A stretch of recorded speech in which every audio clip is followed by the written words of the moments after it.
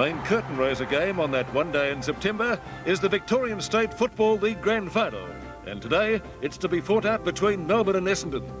The Bombers top the table after the home and away rounds and boast a very experienced lineup with a heavy sprinkling of senior players. The Demons, a much younger combination, led the Bombers early in the second semi-final 2 weeks ago and will be determined to get a good start today. Essendon versus Melbourne in the grand final of the Victorian State Football League. Yes, a very good morning everyone, and welcome once again to the Melbourne Cricket Ground, the continuation of our coverage of that one day in September. Absolutely delightful conditions for football after one of the wettest Septembers on record, but the ground indeed does look a picture. The Bombers, of course, finished on top of the ladder. They were only beaten 3 times for the year, but the Demons showed pretty good form in the preliminary final to also win their way through to fight out the premiership in the final of the VSFL for season 1992. I was just talking to John Lill of the Melbourne Cricket Club, and he paid tribute to his ground staff for actually getting the ground so good, and indeed I think we should all agree with that. Certainly a wealth of experience in both sides, a fair sprinkling of senior players, especially in the Essendon lineup, and let's check to see what happened during the year when these two sides clashed.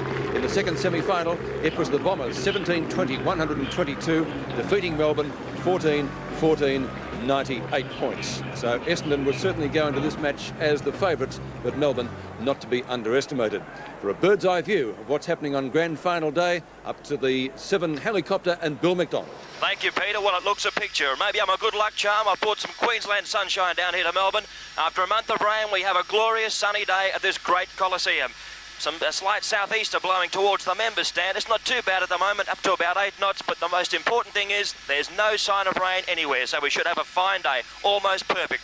Well, from the air, all roads moving steady towards the G. The infamous southeastern car park is flowing freely. The Westgate Freeway is okay, and to the north, the Eastern Freeway is also looking fine. Consequently, the car parks, they're starting to fill up slowly. But of course, in the ground, the scene is one of a lot of colour, and the people are filling in there fast. The Great Southern is almost half full, and the members is also filling up pretty fast. So it looks fantastic. The stage is set for what should be a magnificent grand final showdown. Thank you, Bill, and of course, if you are coming to the football today, but Melbourne viewers, of course, the car parks around the MCG certainly restricted by the rain that Bill did mention. Joining me in commentary for the VSFL Grand Final will be Bernie Quinlan and Ian Robertson, and on the boundary line for this match, it will be Peter McKenna and Tim Watson. And let's go now to our central commentary position for a preview of the main curtain raiser here today. Well, it certainly will be a very, very intense encounter, I think. Bernie, Melbourne, I know they're pretty keen on their chances, but Essendon would want to win this mainly for Terry Daniher, I would think. Yes, well, Terry hasn't played, of course, since that last home and away round 24, when he hurt his shoulder. It was a sad day for Terry because he went off very early in the game. There he is on screen at the moment. We have a look at the Essendon side. A lot of experience in this Essendon side. Hamilton at centre-half back, Terry Daniher at centre-half forward. We've got Michael Werner, who's played a lot of senior games. In fact, there's very few players there that haven't played a senior game. Only 2 players, in fact, out of that whole Essendon 23 that have not been involved in a senior game. And have a look at the Melbourne side, and well, they've got some experience as well there. And as I said, I spoke to a couple of the Melbourne guys yesterday, and they're very keen on their chances. I know that they're a very determined bunch, the Melbourne boys. They're very good tackling side, so if Essendon win this game, they'll do it with their class if they can break into the open. And just having a look there, I think Simon Eishold in the middle there, giving the boys a little bit of a talking to. Certainly an experienced player. Yes, they're not as experienced as the Essendon side, but they have performed pretty well throughout the finals. They came from behind last week to defeat a very strong Carlton side. And Essendon did defeat them earlier in the final series. They came from behind in that game to overrun Melbourne in the end. But there's Terry Daniher playing probably what will be his last game in the Essendon colours. Of course, he's been keenly sought after as a playing coach in the VFA. And he's been a magnificent player, played some 313 games with the Essendon side. The best and fairest player, played in a couple of grand finals. And I think they'd be very keen to go out on a good note for Terry Daniher. And Essendon Bernie have won the toss, and they'll be kicking to the left of screen, which, if there's any end favoured by what breeze we would find today, that would be it. Of course, it does swirl around this Coliseum-like stadium, so goals can be kicked, as we saw in the previous match, at both ends. Well, I'm not surprised. The curator has done an absolutely magnificent job on this ground. You couldn't speak more highly of them, could you, Robbo? Because yesterday when the Eagles trained here, there were puddles of water. It didn't stop raining until 11:30 or thereabouts. And for the ground to come up like this, it's been mown and also rolled. And to be able to get that equipment on it with the use of the super soppers, of course, it's a tremendous effort by the ground staff. Yeah, it's fantastic, Pete. It's just they're the best thing that's ever been invented, those super soppers. It's amazing the condition of the ground. Of course, it was covered from the centre. All the centre was covered into the centre half forward positions. But the rest of the ground, last week also, it was amazing how they got the ground up for the game between Footscray and Geelong, and they've done exactly the same thing this week. It may be even better this week. It's quite amazing. Dr. Lil said it was better than last week, and looking at the ground, I wouldn't argue with him. All right, let's get a selection from you guys. Bernie? Well, I'm tipping Essendon. I think with their experience, just may tell the tale in the end. Peter? And Robbo? Well, I'll go with the emotion that I heard or felt yesterday with the Demons, and I'm going to tip Melbourne to win. Well, Essendon has the score on the board and only 3 defeats for the year. I'd have to go with the Bombers. But grand finals are funny things. Alessio, a big boy, an obvious successor to the tall timber at Essendon. Kick out of the centre, comes down towards the left forward pocket. That was from Dyson. Bauer, oh gee, that nearly went out of bounds on the full. Was able to pick it up just inside, right on the boundary line.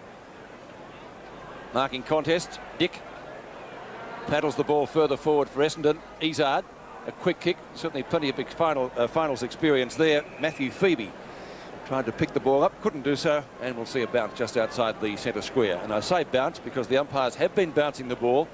They haven't been throwing it in the air in too many places on the ground.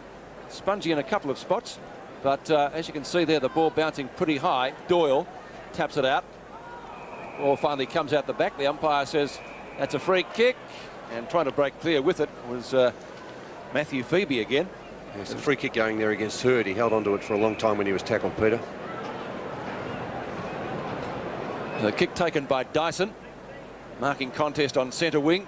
Shark by Grenvold. Didn't take the ball cleanly. Well, nearly goes out of bounds. Picked up by Eishold.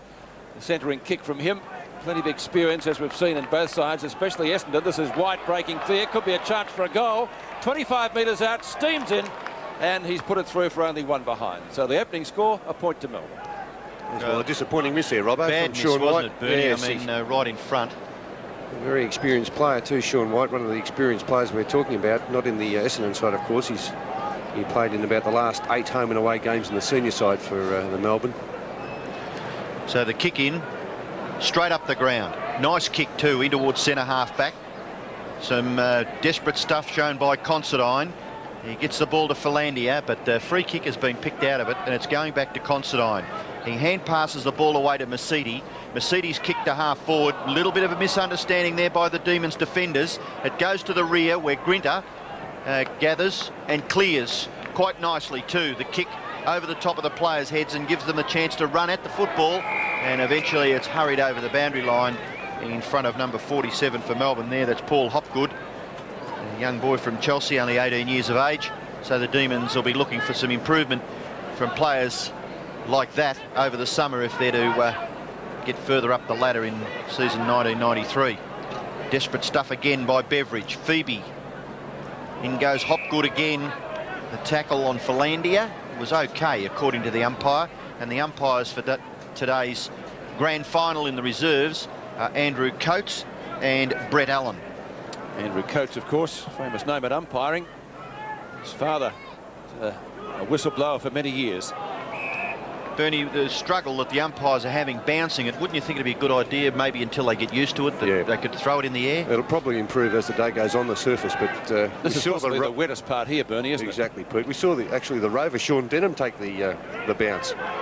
So chance for the Bombers now. Bauer takes the flick out, which was knocked on by Masiti towards the edge of the square. We get a marking contest. The ball goes straight up in the air again. Alessio with the big fist. Back it comes to Denham, who takes a hand pass, kicks inside 50. Daniher caught out of position, and it'll be a mark or free kick to the Demons down there to be taken for them by Andrew Lamprell from Hobart, who was number 10 in the 1991 national draft. Out towards the half back line. Hayden Kilmartin, this is, from Hobart. And a chance for the Demons to swing into attack again. Umpire has paid the mark, has he? Yeah, good effort by Eishold, having to back. What's going the other paid player? A free kick, has he? Must have been a free kick. Williams. So, kick up by Williams. It's Grant Williams. White made good position, couldn't take the mark. Ball slapped out in front of the pack. Beveridge gets away a quick hand pass. Came back to Eishold.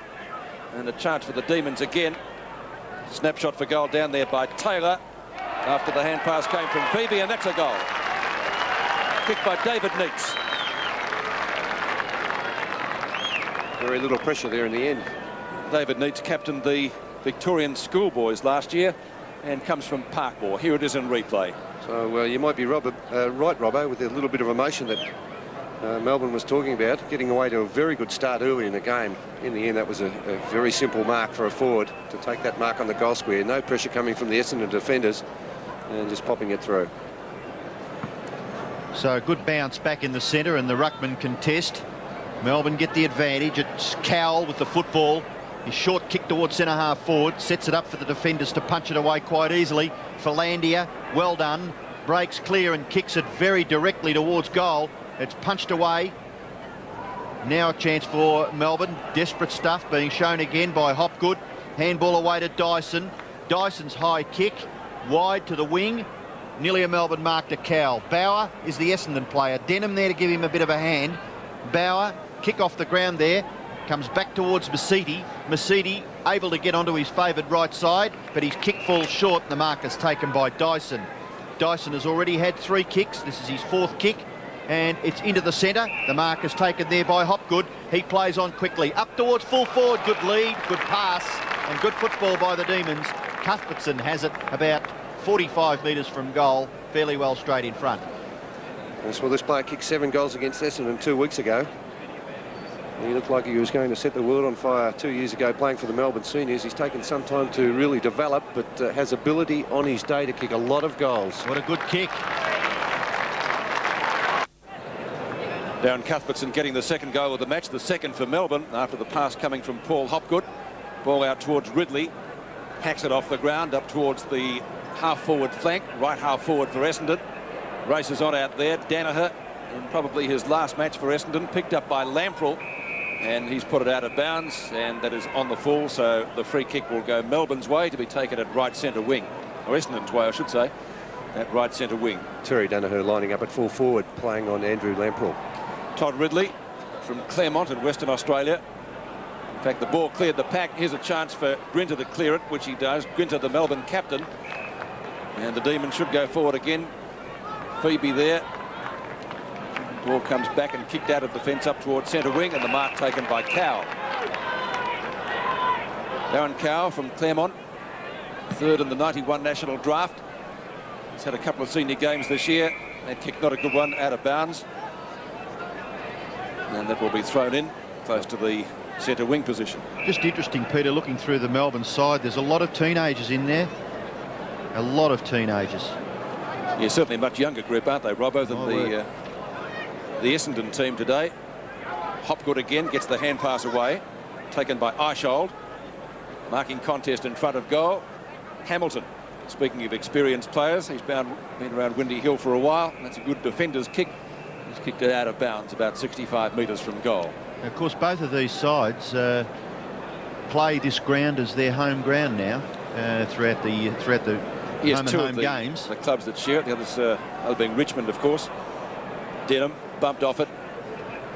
Chance for the Demons again. Eishold. Oh, gee, that was almost on the shoulder. Umpire says play on. A bolo punch to get the ball away from the pack. It spills free again. The Bombers are going to run this out. This is Willie Dick. Goes for the hand pass. Taken there by Mercury. And the Bombers are away. Ezard. And back to Dick again, and Dick kicks up towards full forward. Well, if they get a goal out of this, they can thank some very determined play by young Mercury there across the half-back line. He was confronted by a player coming down the centre of the ground and turned his way to trouble quite nicely, Bernie, in the finish, didn't he? He dodged and weaved and got out of it well, set up the hand pass. That was the best passage of play displayed by the Essendon side up until this stage. And the enigmatic Michael Werner. 5 goals last up. Has stacks of ability. He does get thrown around quite often, though, Robbo. I don't know, they play him at both ends of the ground, but he's a terrific goal kicker on his day. It's a lovely long kick, but it just floats across the face and goes through for one behind. So the Bombers, their first score through Michael Werner. We're about halfway through the first term. Melbourne have kicked 2 goals. So the Demons on top at this stage in the first term. The kick in is very good out towards Eichhold. Doyle was there, now Terry Daniher can't break away, but he gets his kick in. It's going very close. No, just to the right-hand side and through for another behind to Essendon. So the Bombers settling down a little bit now after Melbourne got off to a very, very good start. And there's Terry Daniher in the picture. What a fantastic player he's been for Essendon and for Australian rules football over a long period of time. Yes, Terry playing in 21 finals, 4 grand finals. He's done just about everything. Good tackle. Umpire says nothing for it. He can't get clear. Booted away by Dyson again, who originally came to Melbourne from Oakley a couple of seasons back now. He's been in and out of the ones. Grenvold flicks out the hand pass in the direction of Bauer. Cowell in pursuit. Good tackle. Ball spills free. Excellent stuff. Coaches applaud that. Cuthbertson trying to get into the open space. Can't do so. There has been a free kick found. Very ordinary play there by Bauer. He just relaxed far too much coming out of the back line. He must have thought he had a week to get rid of that ball. Darren Cowell. Terrific tackle by Cowell. Kicks long. Again, no mark taken out in front of goal. Melbourne with all the opportunities. A chance for Masiti again. Masiti's kick back in the direction of that same player, Darren Cowell, from Claremont. This is Ezard. He's also played in 4 grand finals. And for Essendon now, James Hurd kicks up inside 50. And, gee, speaking of 50, that could almost be 50 to Werner. No. James Hurd in probably the last or second last round of matches took about 16 marks on this ground. That was in the first. Against North Melbourne, Robbo. I was here, watched that game. He was magnificent. Unbelievable, wasn't it? A very good ball pair seemed of hands. to just follow him. Yes, yes. He's, of course, the grandson of Alan Hurd, former Essendon president. Only 19 years of age from Ainsley. But this is Michael Werner, of course, having a shot for goal. Werner right on 50. He's already kicked a behind. I think he's kicked 2 behinds, judging by the goal umpire's reaction. So Essendon having opportunities in the last couple of minutes, but not converting. 2 behinds to Werner, 3 to the Bombers, and they trailed by 10 points. So Rodney Grinter preparing to kick the ball back into play for the Demons. A Wanganui punt kick by Grinter. Picked off by Hopgood. Hopgood has done very well. That's his 5th possession. His kick goes wide. Bauer can't control it. Given a hand by Considine. Bauer dispossessed by Cowell. Still Bauer underneath that pack of players. Number 38 for Melbourne is David Neitz. He kicked Melbourne's first goal, which we saw was a little bit too easy, I would think, for Dennis Pagan and his men in the coaching box. Here's Beveridge for Melbourne. He's kicking towards half forward and slipping at a critical stage. Chance there for Taylor. No, a free kick has been picked out and it's going to go to Grenvold. Grenvold is at centre half back for Essendon. His long kick out towards the wing. Oh, Ridley was up high again. Kilmartin. Ridley goes after the football once again. Hurd in there. Gee, there's some desperate stuff being shown by both sides. Opportunity for Eichhold. Gets around onto the left foot. His high kick, nicely weighted, and the marker's taken out there by Grinter. Grinter, would you think he'd be playing maybe his last game, or could Melbourne afford to keep him back in the side, Bernie? Well, Rod Grinter, having a look at his age, he's only 27 years of age. If really he wanted to go on and was prepared to put the hard work in, I think he could still be a valuable player. Well, it rebounded very quickly from Grinter's mark, and it's finished up with Terry Daniher. Good effort by Plain, wasn't it? Bradley Plain was the player who dropped the little pass into Terry Daniher. Yeah, they have some very dangerous goal kickers on the forward line. Terry Daniher, Werner, a 2-pronged attack at full forward. And Bradley Plain, of course, has kicked plenty of goals playing at senior level.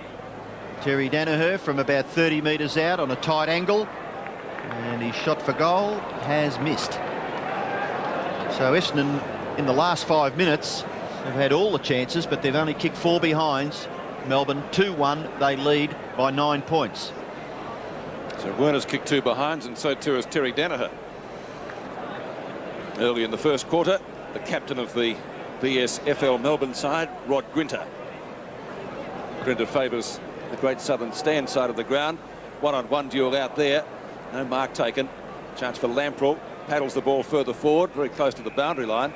In fact, it beats his teammate out there in Kevin Dyson, and it will be thrown back into play. 12 3/4 minutes left in the first quarter. Alessio and Doyle, one of the key duels of the game. Player dragged off it, should get a free kick. Hurd trying to break away, can't do so. Free kick is taken by Denham. Sean Denham, formerly of Geelong, kicks inside 50, but the Melbourne defence going pretty well at the moment. And they run it out again. It's Matthew Phoebe, kicks long. Gee, that was almost a free kick. Umpire, in fact, has played it.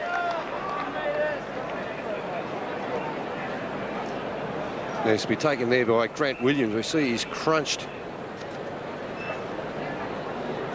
Sorry, Robert Lemon, the player there that... no, it is Grant Williams. I was right in the first place, Robbo. Yeah. The numbers in the football record are incorrect. 36 for Melbourne is Grant Williams. They've got him down here as number 35. So that's a correction that should be noted. Kick at goal is one behind, so both teams missing opportunities early in the first quarter. Grant Williams was number 9 in the 1991 mid-season draft. He was runner-up, of course, to Johnny Ballantyne, Footscray forward, in the home and away goal-kicking table. Kick into the outer side. Alessio again at the back. Chance for the Demons through Kilmartin. Hooks the ball across his body, and the mark taken by Willie Dick. 20-metre hand pass to the advantage of his side. Oh, the bounce really didn't favour them. And that was a nice interception out there by Wern. Player gets dumped. That might be a free kick. It's Phoebe. Yes, Ezard dealt with after he'd got rid of the ball, only marginally, but the umpire right on the spot. Hurd's kick in towards full forward is disallowed. He's going to have to do it all over again. Umpire asking him to kick over the man on the mark. Now this is James Hurd, the player that I spoke about a little earlier, who took 16 marks in a senior match here on the MCG. That mark is taken by Ridley. He's another player with a bit of a senior experience this year, and a very promising player. I think we'll see a lot of him in the Essendon senior side over the next few years, Robbo. Yes, I like the look of him. He's a tall boy, very athletic, and can jump very high. Gee, if his hair was a bit longer, he could almost pass for Paul Vanderhaar, couldn't he? Yes, and Ridley's kick is offline. So the Bombers struggling with their shots at goal. They've kicked 5 behinds. Melbourne are 2-2. They're just getting back to Ridley, just going out of the picture there. A fine-looking young man, and at 23 years of age, he'll be one of the players that Essendon will be looking for. Improvement for next year. Eishold now for Melbourne, up towards half forward. It's bashed back over the centre circle. A free kick. Is it going to be an advantage? No. It'll have to come back. And it'll go back to number 38 for Melbourne, David Neitz, 17 years of age. Big, tall type of a lad there. Grenvold. Ezard at centre half back. He kicks it nicely over the centre, but it's thumped away there by Doyle. Melbourne have possession of the football. Oh, in lots of trouble there was Neitz, but Melbourne able to get out. Sean White gets the hand pass away. The tackle was a little high on Sean White, and the free kick will come back to that player just forward of centre wing. So Sean White finally to take the free kick. Plenty of experience on his shoulders as well, as he kicks to the right forward pocket for the Demons, and the ball beating Simon Eishold out of bounds, and also Grant Williams. So a throw in close to the forward pocket, about 30 metres from goal, as the crowd builds up late in the first quarter of this VSFL match. That was Ridley up towards the centre wing position. That'll be a Bauer, actually it was. This is Alessio wearing Justin Madden's old number out at Windy Hill, number 44. See, that was almost a throw. The umpire says OK. Grinter does go further forward, gets it to Eishold, a high kick. His kick will land round about on the 50-metre mark. Marking contest out there. Trying to shark it for Essendon was Fox, couldn't do so. White ridden into the ground, and the umpire will call for a ball up just inside the 50-metre line as the clock ticks down to 9 minutes left in the first term. Sean White, the last to get up. The umpire bouncing it there quite okay. Knocked down for Essendon by Considine. And off the ground, Ezard, shot at goal, out of bounds on the full. Interesting kick. He's been watching Peter Dacos, I think. Well, a very strange move there. It was the wrong end. Wrong end of the ground, Pete. Right. He's given a free kick to Cuthbertson. But Alan Ezard, of course, Essendon's best and fairest player last year at senior level. It's an own goal, would it be? So Cuthbertson, and as Bernie said, kicked 7 against Essendon 2 weeks ago. Gee, that looks pretty good. 1 behind. So down Cuthbertson, he's kicked 1 so far today. David Neitz has kicked the other for Melbourne. So both sides off target. 2 3-5 behinds in the first quarter as the clock ticks down towards quarter time. Well, they're kicking very ordinary, but they've found themselves kicking from the pockets on most occasions. There's been very few direct shots from in front of the goal. Manton kicks in, the mark taken by Joe Masiti at right half-back. In front of the Great Southern Stand, used today for the first time in the grand final. Marking contest, and the mark is taken for Essendon out there by Hurd, James Hurd.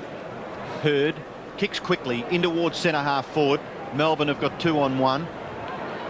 Dyson overran the ball. Philandia tackled by Steins, but he's able to recover quite nicely.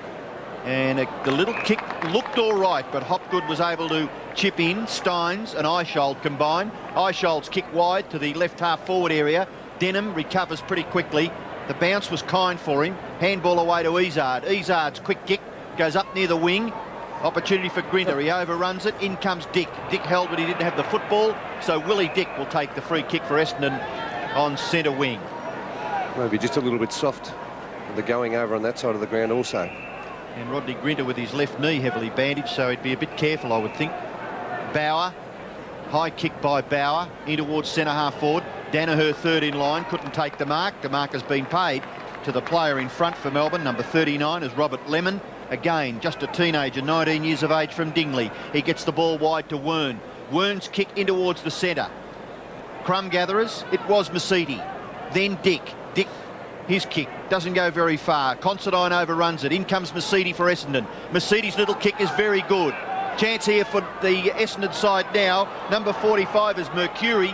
Back to Masiti. Masiti's kick in towards full forward. Daniher overruns it. Melbourne have a chance now through Brian Steins. Oh, handball back. In trouble there for Melbourne was Lemon. Here's Ridley.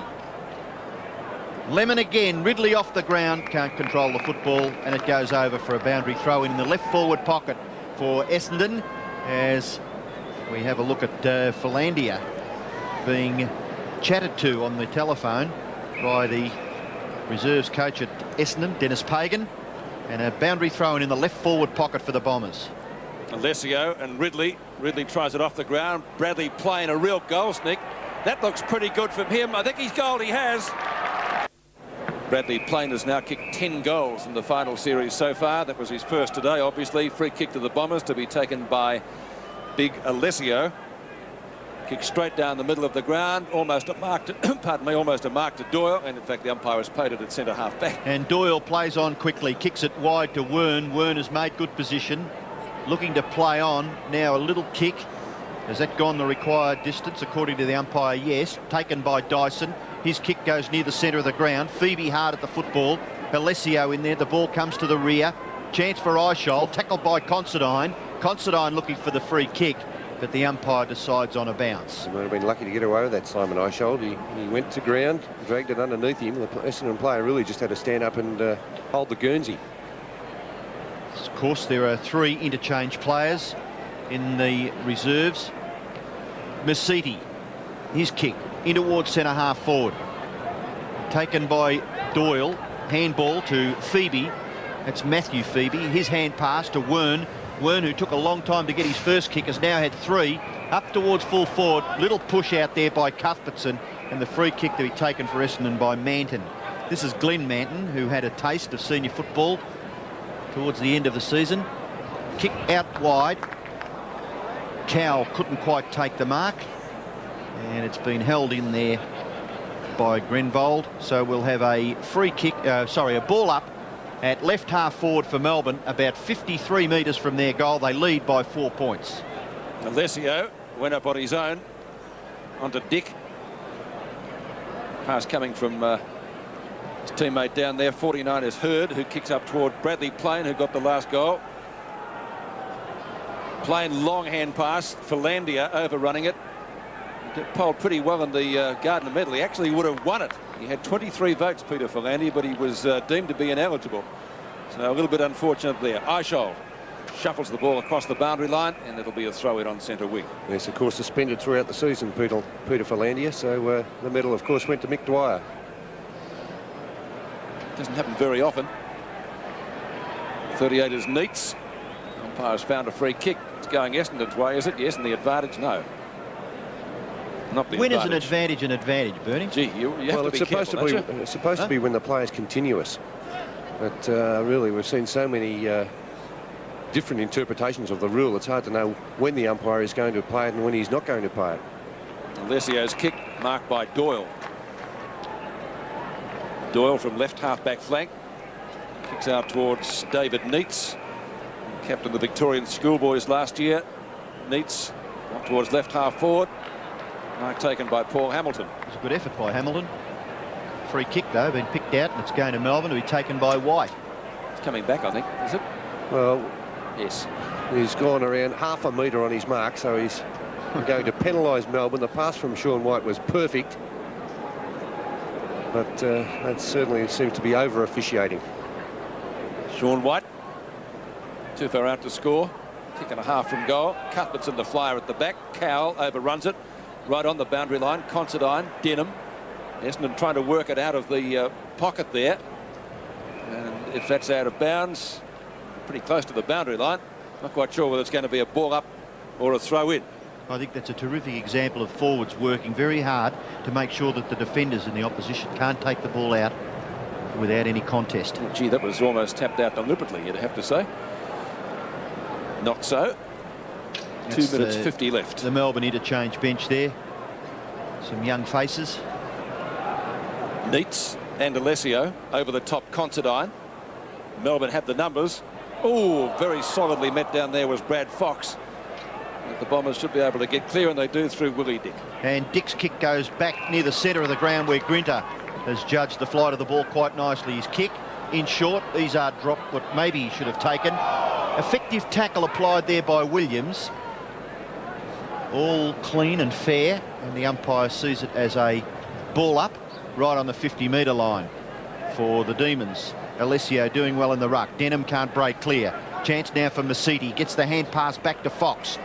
A little bit of a traffic jam there for the Bombers, but Fox was able to find Grenvold wider still at left half back. David Grenvold, who was a fantastic player for Essendon a couple of years ago before he hurt his knee, and he's had a lot of trouble getting back into the senior team, playing as effectively as he was. Dyson, grabbed by Dick. Also in the action, Philandia and Wern, and we'll have a ball up. Ball up at between the centre of the ground and centre half forward for Essendon. So the Bombers, there's a minute and a half left in the first term, so they've got a reasonable chance of a score here. Hurd gets the ball out. Plain, very skillfully. A little too long to get rid of the football. Good talking there by Melbourne. 3 or 4 went to go for the ball. It was left for Sean White. His clearing kick close to the boundary line. And before Mercury could get there, it goes over for a throw-in. First option was the best there for Bradley Plain. He had the opportunity to hand pass to Todd Ridley. Decided to try to beat another player, and then he was tackled and lost possession. Just a minute left in the opening term. A free kick going Melbourne's way. He got up nearly as quickly as Darren Goldspick did last week. It was amazing recovery. Kick up towards half forward. Breaking away is Neitz. I like the look of this. Yes. I like the look of this young fellow. He's competed very well, hasn't he? Only 17 years of age. 192 centimetres and 86 kilos. So got a good build. Centering kick from Neitz. Hand pass came from Masiti. Dick. And now it's Philandia. So last opportunities of the first quarter. Getting grabbed was Hurd.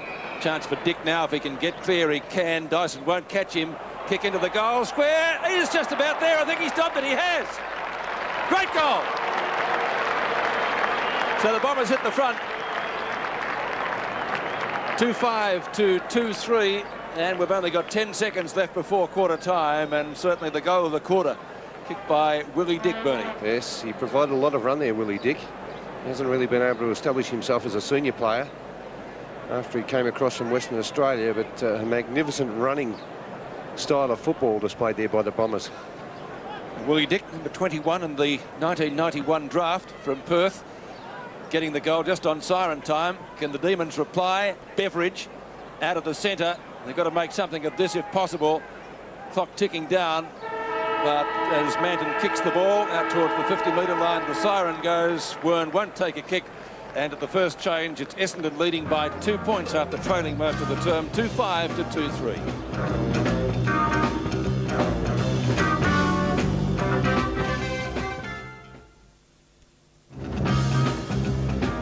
Bombers by 2 points at quarter time. Darren Cuthbertson and David Neitz, the goal kickers for Melbourne, and for Essendon, Bradley Plain and Willie Dick. Today's game is part of the Carlton and United Breweries 1992 AFL Premiership season. And enjoying the sunshine down on the MCG surface, Tim Watson and Peter McKenna. Well, Dennis Pagan was reasonably happy with the way the boys played in the first quarter. He did have a quiet word to Bradley Plain about not giving that first handball, as Bernie mentioned during the commentary. He also said that he wanted the forwards to move around a lot more and not to kick the ball so wide when they did enter into the forward line. And he said that if they can't get that happening, then he'll have to take off one of the taller players from the forward line. But he was reasonably happy, although he did want the boys to give their first give and not to lairize with the ball. Or at the Melbourne camp. Well, Mark Cross, he was pretty happy with the first term, although he said that Essendon's first 3 goals resulted from poor turnovers by the Melbourne players, so he wasn't too happy with that aspect of it. He asked the players to get the ball moving quickly to the forward line, open it up for Darren Cuthbertson and get Cuthbertson to lead a lot more. Sensational. Well, was it? Well, I don't know whether it was, Robbo, was it? Oh, yes, top stuff down on the boundary line. Sometimes it's pretty hard, Peter, to get close enough to hear what the coaches have got to say. But sometimes they don't want you there. Well, it's quite refreshing if these two guys, Mark Cross, who is coach of the Melbourne Reserves, and Dennis Pagan, who's coach of the Essendon Reserves, both of them, I believe, have aspirations to coach at senior level. I know that Mark Cross has been interviewed for the Melbourne job, and I think Dennis Pagan is also interested there. So it's just refreshing that the boys on the boundary line can get close to them and get some information for the viewers. And plenty of supporters still arriving. Plenty of means of getting to the MCG today. Public transport obviously the best, and enjoying the sunshine in Melbourne today, which has been a rarity in September, the wettest September I think on record in recent times, and that's going to be awfully hard to get off tonight, one would imagine, but you've got to enjoy the footy, and that's the name of the game here today. The Cats on the West Coast in the main one. Second quarter about to get underway in the VSFL Grand Final. Essendon leading by 2 points after they trailed most of the opening term. Willie Dick getting a goal right on the quarter-time siren, virtually to give them that break. This is Bauer. Bauer out of the centre, still inside 50. Pretty hefty collision down there. No free kick for it. The umpire says play on. Hurd racing for it. Should be able to pick it up. Does so. Very hard to turn around. That's some of the muddiest parts of the MCG. Plain has a shot at goal, and after kicking one in the first quarter, he's registered only one behind. So Bradley Plain, 1 goal, 1 his tally. There's a real opportunity there for Bradley Plain. Mark taken by Lamprell, who in his first game kicked a bottler of a goal for the Demons in the seniors. It's out of bounds. And his first kick in senior football. First kick, that's I remember right. it well, Pete. It was right down the opposite end of the ground from this. A left foot kick from the pocket was an amazing goal. It was an amazing goal. One of the goals of the year, actually. But that's something else. Alessio trying to get clear as Dyson. Not having much success. Attempted block by Werner, not successful. Tackling's been pretty good so far in this match.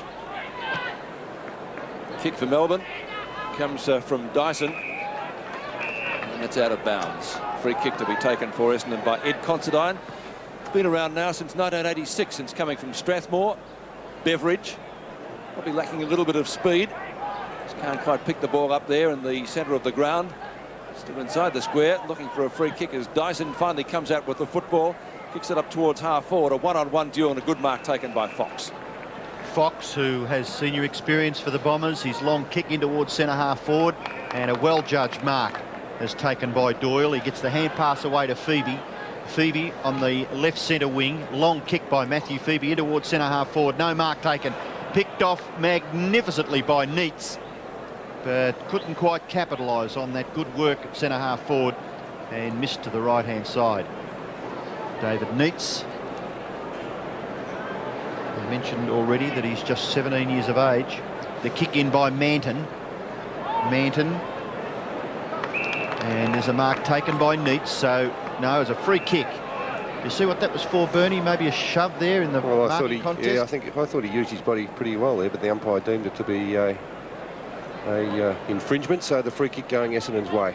Little bit of good fortune here for the Bombers. The kick off the ground by Denham was picked up by Bauer, and a wonderful mark running with the flight of the ball taken by Hurd. Well, let's hope he carries on his form from late in the season. Yeah, that was an amazing mark, wasn't it? Really running with the flight of the ball, as you said, Robbo, and he could have been cleaned up completely there. Eyes only for the ball. Terrific courage shown there by James Hurd. He's only 19 years of age. The kick, rather ordinary, but gets nearly to the goal line and it's stumped away by the Melbourne defence. Into the left forward pocket for Essendon. We'll have a boundary throw in. There's young Hurd, one of the trainers out there quickly to have a chat to him. Alessio caught with the football. Away goes Dyson. Tackled by Plain was all right. Grinter, good work. Here's Phoebe. Sweeping hand pass. Willie Dick gets it. Handball for Mercedes too high. Melbourne defence under a little bit of pressure, but they come through to the fore. It's Beveridge. His kick up towards half forward. Gathered by Williams. Handball away to White. White's little kick into the pocket. Too high, therefore, Bergman. And it goes over for a boundary throw in about 30 metres around from the Melbourne goal. Well, a promising foray up forward for the Demons, and it finishes with just a boundary throw in that forward pocket as we see the Essendon interchange players there. Yeah, Considine just off for Essendon, and he's been replaced by Adrian Burns. Fox and Neitz to do the ruck work. Neitz has been impressive so far today, the youngster. Fox at the back takes this one. Blocked by Cowell. Kick by White. Not successful. Grenvold should be able to get clear and does. After those knee problems he had that Robbo mentioned. This is Philandia. Gives the hand pass away to Bauer. Bauer's kicked down towards the right half forward flank for Essendon. A chance for them now. Alessio gives away the hand pass to TD. Daniher goes goalwards. Should have done better with that. And registers only one behind. No, I think TD would be disappointed with that. He's kicked 3 behind so far. Yes, well, that was an easy one, really, for Terry Daniher. Good play by the big fellow there, Stephen Alessio, setting up the opportunity. But that's one that you would really see Terry Daniher miss. And if you're an Essendon fan and you'd like to honour Simon Madden and Terry Daniher, the Bombers have a family day tomorrow at Windy Hill. The gates will open at 12:30 p.m. It's $5 entry fee for an adult, $1 for a child, and the counting of votes for the best and fairest, and also the best club man, best first-year player, best team man, and most improved will all be decided tomorrow at Windy Hill. So if you're an Essendon supporter, get out there and get into the action. Dick, this is Burns, who started on the bench. More Plain, good use of the body, very elusive near goal, onto the left foot, snaps, that's his second. 3-7 to 2-4. Bradley Plain, who's had a lot of problems with Achilles, kicking 2 goals, 1 now. Good effort from him up forward. Cowell trying to get the hand pass away. This is Luke Beveridge right on 50. Gee, that could almost be a goal. And in fact, it is a goal kicked by, I think it was Williams, was it? Yes. So a quick reply to the Demons. Grant Williams putting through his first, and they come up to, again, within 3 points. And the player doing pretty well for Melbourne at the moment in that centre square is the young fellow number 26, Greg Doyle, who was picked up in the mid-season draft from the association. He's been rucking particularly well against Alessio and taking some very strong marks across half-back line. There's a player who kicked that goal, Grant Williams, a former Tasmanian. Had a little bit of a taste of senior football, but ended the season in the reserves. So Essendon lead by 3 points. Alessio up high, taken away by Mercedes. His quick kick has been marked just before centre-half, back by Simon Eichel for Melbourne.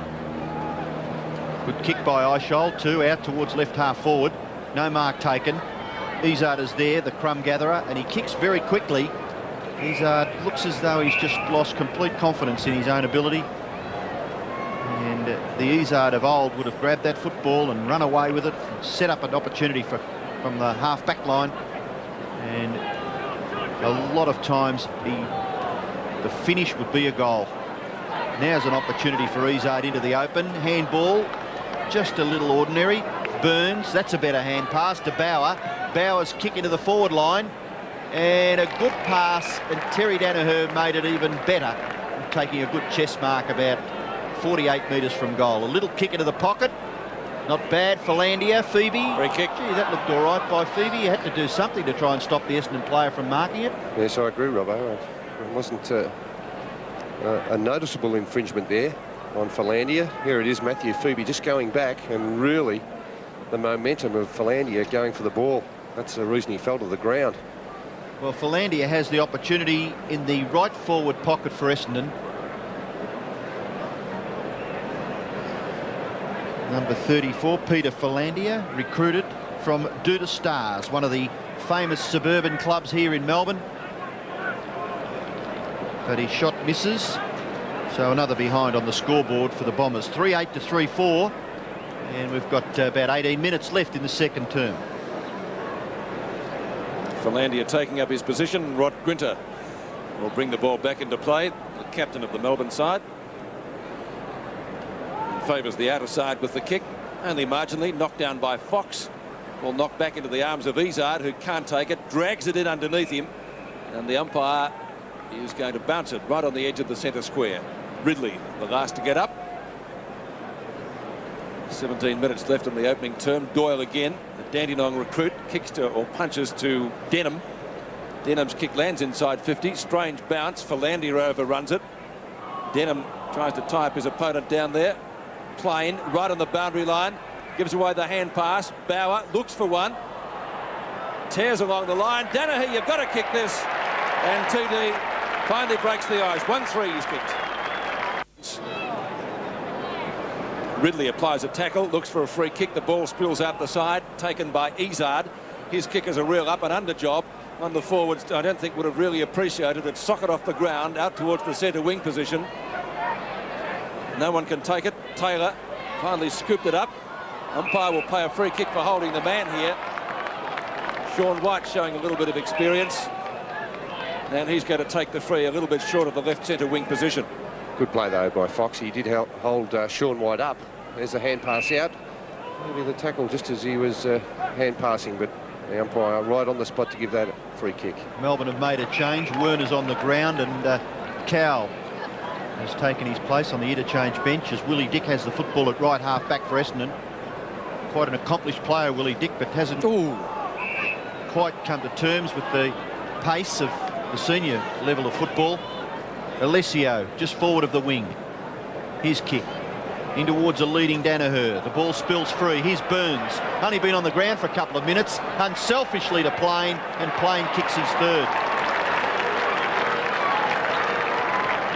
So Essendon just creating a bit of a gap on the scoreboard now. They lead by 16 points. Bradley Plain has kicked 3.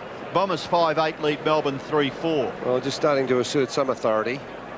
As we see this in replay, that pass from Alessio just dropping short, allowing Burns to leave the player there in defence. Robert Lemon in no man's land. He didn't know whether to stay or go. In the end, Burns just made him come that fraction further out from goal. A hand pass over the top made a certainty of that goal as Michael Simons comes back on the ground for Essendon.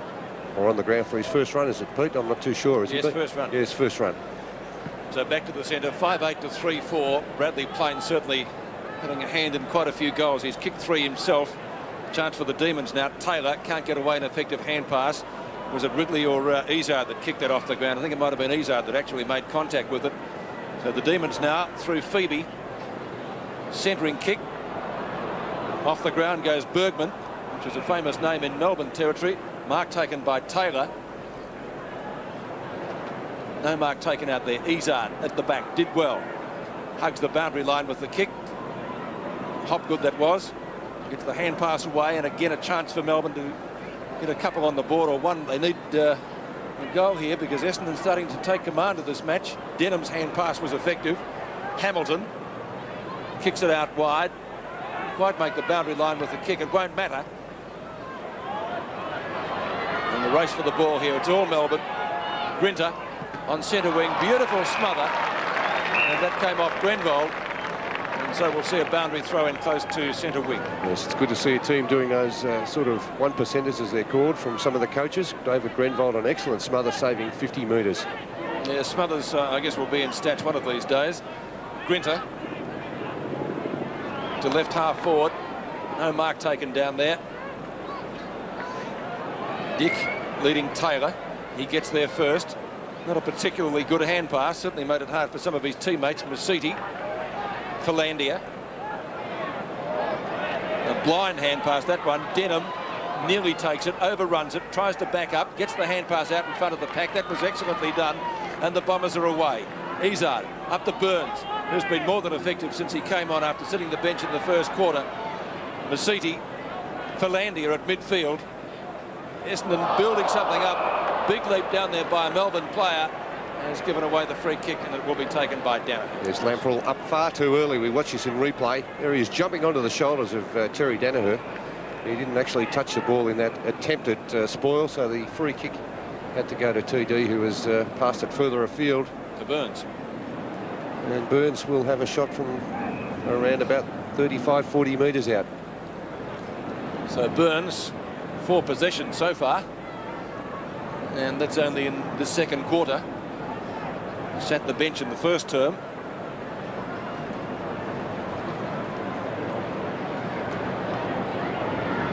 Well within kicking distance. Goal umpire moves only marginally. It's a goal. Well, I've talked about teenagers for Melbourne, but O'Connor, who's just taken his place on the side in the team now for Essendon, number 41, is only 17 years of age. So both sides have got some young players. There's Michael Werner having a bit of a chat to the coaching staff. Chance here for Beveridge. Handball back. Stein's in all sorts of trouble. Daniher has the football, tries to move it on. Desperate stuff there by O'Connor, and also by Hopgood for Melbourne. The umpire could do nothing else but call for a bounce. Hasn't been a real lot of fire in this game. Actually, it's been played in pretty good spirit, but not as much as the previous one, Bernie. That was fairly spiteful at times, wasn't it, the under-18s? But this has been very quiet. The ball bashed back near the centre of the ground, where Willie Dick skillfully gets through and gets his left foot to it. Daniher marks at centre half forward for Essendon. Well, at one stage, 4 Daniher brothers played for Essendon in a game. At Barabban, I think it was, wasn't it? It could have been. And all of a sudden, we've only got one here this afternoon.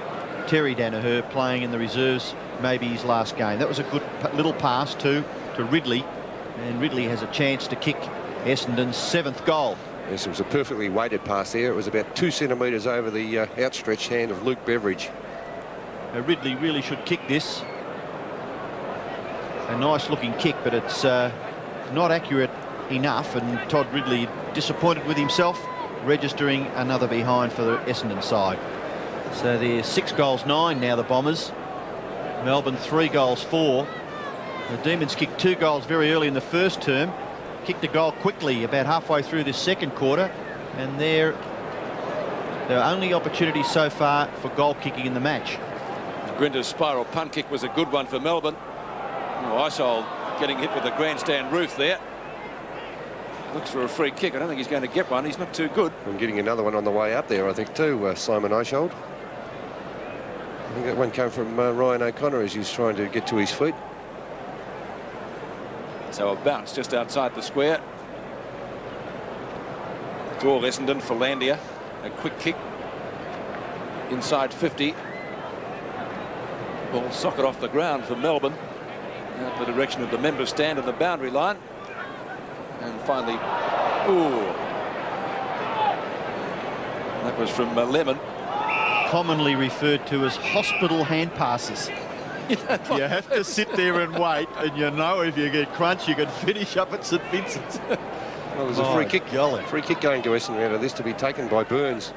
That was terrible play there by Lemon, setting up Darren Cuthbertson, who now seems to be having a run on the back line. Burns has kicked into the pocket.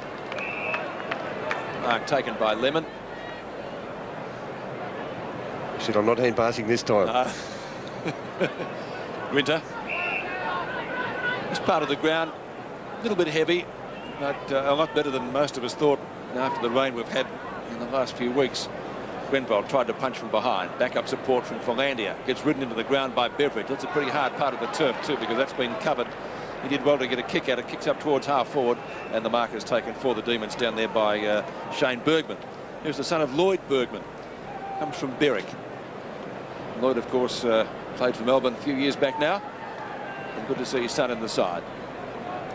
Marking contest. Oh, that's a good grab. Kick came from Simons, and the mark taken by Lemon. Goes outside. It's Bergman again. There's not much of him. Michael Tuck build out there in Berwick. He's got the same sort of build. Free kick going Essendon's way. Hurd kicks in field. And mark taken at midfield. He's a tiger for Philandia, isn't he? Gets a lot of kicks. Easy to see why he topped the voting in the guard in the middle. And this is Rod Grinter. So the Demons will be away. Cuthbertson. Quick hand pass. They've got to get something moving now. Miss Steins. Back it comes to Steins again. The hand pass coming from Kilmartin. On it comes to Wern. And that kick is off target. That'll be a behind. Stephen Wern. Demons badly needing some goals before half-time. 6-9 to 3-5. Under 9 minutes left in the term. Stephen Wern, recruited to Melbourne from Sandringham in the VFA, is the brother of David Wern, who plays with the Brisbane Bears. Manton, a long kick out towards left half back, marking contest. The ball comes to the rear. Chance here for Hopgood. Gets what could have been a risky little hand pass. Now Matthew Phoebe, long kick in towards full forward. Simple mark in the finish taken by Grenvold. Very experienced campaigner, David Grenvold. Great to see him on the ground. Denham takes the hand pass into the centre of the ground, where Terry Daniher's taken the mark for Essendon. Now playing at centre half forward, Terry Daniher. Looks a little bit more comfortable, Bernie, doesn't he, when he gets out into that centre half forward position? Yes, he sure does. There's nearly a good mark, Alessio. Chance here for Dick, Dyson, Masiti. Well done, Masiti. Willie Dick over the top to Fox. Fox at centre half forward, gets through, then a short kick in towards full forward. And a free kick is going to be paid to Essendon, and it'll go to Adrian Burns. Yes, against Grinter there. He was dragged down by the Guernsey, Adrian Burns. He's been pretty lively since he came on. 6 possessions, Bernie. Yes, he's been a good contributor for the Essendon side. We see this again. We see the firm grip on the Guernsey there by Rod Grinter, slinging Adrian Burns to the turf. Well, Burns is only about 25, maybe 30 metres from goal. So he's got a chance here to kick Essendon's 7th goal. And just takes a little bit of a stab at it and misses to the left-hand side. So 6-10, plays 3-5. Essendon exactly double Melbourne's score. And Grinter kicks into the far side. This time with a drop punt. Highshold kicked him with a torpedo before, and it was a beauty. Out the centre wing, 2 Melbourne players are racing for the ball. Steins, Brian Steins gets there first. He's taken a little bit longer to adapt to the game than his brother. His brother Jim, that's Hurd. He takes the mark. Fox, a couple of grabs at it, might get a free kick. He will. Darren Cuthbertson has a few words to the umpire. And Brad Fox, almost a centre half back, kicks to half forward. Was there some interference there? No, Alessio tried to barge his way through. Ball socket off the ground, out towards centre wing. One-on-one duel out here. Bauer will get there first. He does. Spears in the pass. Oh, is that a bump ball or a mark? It's a mark taken by Grenfold. What a good effort. Alessio steams forward. Tackle is by Doyle. Ball spills free onto the wing. No one can take it. It's almost tied up out there by White. Breaking away for Essendon is Grenfold. There's a little bit of a to-do behind play. Play does continue. Daniher, no, he can't take it. TD plays on. The veteran. Oh, what a magnificent pass that is. Ridley should goal from there. 25 metres out, but he's missed. And Bradley Plain says, hey, in the goal square. Here I am, son. You've missed me. He's going to get another kick. Might be a shepherding against Simons. Ridley had the shot for goal, and Simons will receive the free kick. Well, Plain was on his own in the goal square. There's no one within about 8 metres of him. So Michael Simons from Subiaco, number 8 in the 1991 draft, kicks at goal. A wobbly kick off the boot, but it's there. Here go the Bombers again. Dick to Bauer. Bauer's kick. Well, in the finish, I think Bauer would have been a bit disappointed with that. They had the break from the centre, and his kick finishes about 50 metres closer to the Essendon goal, but a boundary throw-in will take place at right half forward. Chance for Grinter. Little tap over for Cuthbertson. Cuthbertson's kick up towards half forward. No mark taken there by Neitz, but there to tidy up again is Bauer. He's played very well for Essendon across that half-back line. His kick goes towards the wing. Cuthbertson, that could be a free kick to Darren Cuthbertson. Where's he playing, Bernie? Well, he started off at full forward, Peter, but now he seems to be playing across half-back line. Of course, the ball not getting down on the Melbourne forward line all that much in the second quarter. Good kick by Cuthbertson, and Dyson takes the mark. He can get the hand pass away. They're in all sorts of trouble, Simon Eishold and Alan Ezard, giving away what could be classified as maybe a professional free kick. The Demons looking a little dangerous. Players held up at left half forward. Yes, the tackle really started in the right position, just slipped high in the end. Kicking towards full forward, punched away by the Essendon defence, who have been very good. Away goes Philandia, loves to carry the football. A little left foot kick is excellent. Plain marks forward of the centre of the ground. His kick in towards full forward. Daniher can't quite take the mark. Dick tries to take the football from an awkward area. Melbourne players remonstrating with the umpire. Number 39 for the Demons is young Robert Lemon. Is the book coming out? Well, the umpire's paying this for a trip. And I don't know whether this is for an offensive language, but I think he told him where to go again there. Young Robert Lemon, he's still having a few words. And there's no point really, is there? I mean, there's once nothing. it's done, it's done. There's a free kick against Lamprell. And an obvious trip, there's no doubting about that. And Willie Dick in a little bit of trouble here. We've seen some serious incidents, especially the one to Peter Foster in a similar incident to that where he broke his leg and it really ruined his season. And now Willie Dick's in a similar sort of predicament here. He looks like he will limp off the field and take his place on the interchange bench, but players really throwing out their legs indiscriminately on certain occasions when they realise they cannot apply the tackle, and it is really becoming a dangerous part of the game. Well, Ridley has the free kick about 40 metres out directly in front, and a lovely kick by Ridley's a goal. So Ridley kicks his first goal, and Essendon get their 8th as Willie Dick limps off the ground with 4 minutes left in the second term. Essendon 8-10, Melbourne 3-5. Yeah, it's a big quarter by the Bombers. They could really have been further in front. Some of their kicking for goal has been a little bit ordinary. So we see that free kick again paid there against Lamprell, just taking the legs out from underneath Willie Dick. So Dr. Bruce Reid having a look at him. 58 plays 23. And he's in a little bit of pain still, Willie Dick. Free kick has been paid up midfield by Philandia, or to Philandia. Grinter looks for the hand pass. Cuthbertson was the target. Bernie said playing on half-back or thereabouts now after starting at full forward, but that's out of bounds on the full. So things falling into place for the Bombers, and the free kick is going to be taken by Brad Fox, who came from Perth, number 12 in the national draft of 1988. Huge pack of players down there, none can mark it, and Melbourne through Beveridge might be able to run it away. Not a good hand pass though. Simons. Oh, Daniher will get this 2 metres out, and Terry Daniher kicks his second goal. So it's a bit of a procession now. Daniher's kicked 2-3. And this has been an excellent quarter for Essendon. They've kicked 7 goals. Yes, it's been a big turn by the Bombers. 7 goals, 5 in fact, and the Melbourne side has only been able to kick 1 goal too. And really, you see this, it just bounces over. Terry Daniher or Bradley Plain could have kicked that goal. In the end, Terry Daniher kicked it, but Essendon have kicked 9 out of the last 10 goals. So that's the sort of procession we're seeing at the moment. Bombers hit the front just before quarter time, but it's been one-way traffic since then. Doyle goes up against O'Connor. The Demons, can they get it out of the centre to try to get just a couple back before half-time? Ezard tackled well. I think that was Denham that booted out up towards full forward. Plain this time can't take the mark. Alessio charges his way through. Ball shuffled out the front of the pack, and the little fella gets absolutely crunched and looks at the umpire and doesn't get a free kick. He's a real terrier, isn't he, Peter Philandia? As Robbo said, you can see why he could attract a lot of votes from the umpires. Similar size to Tony Liberatore. Yes, you're right. It doesn't look unlike him at all.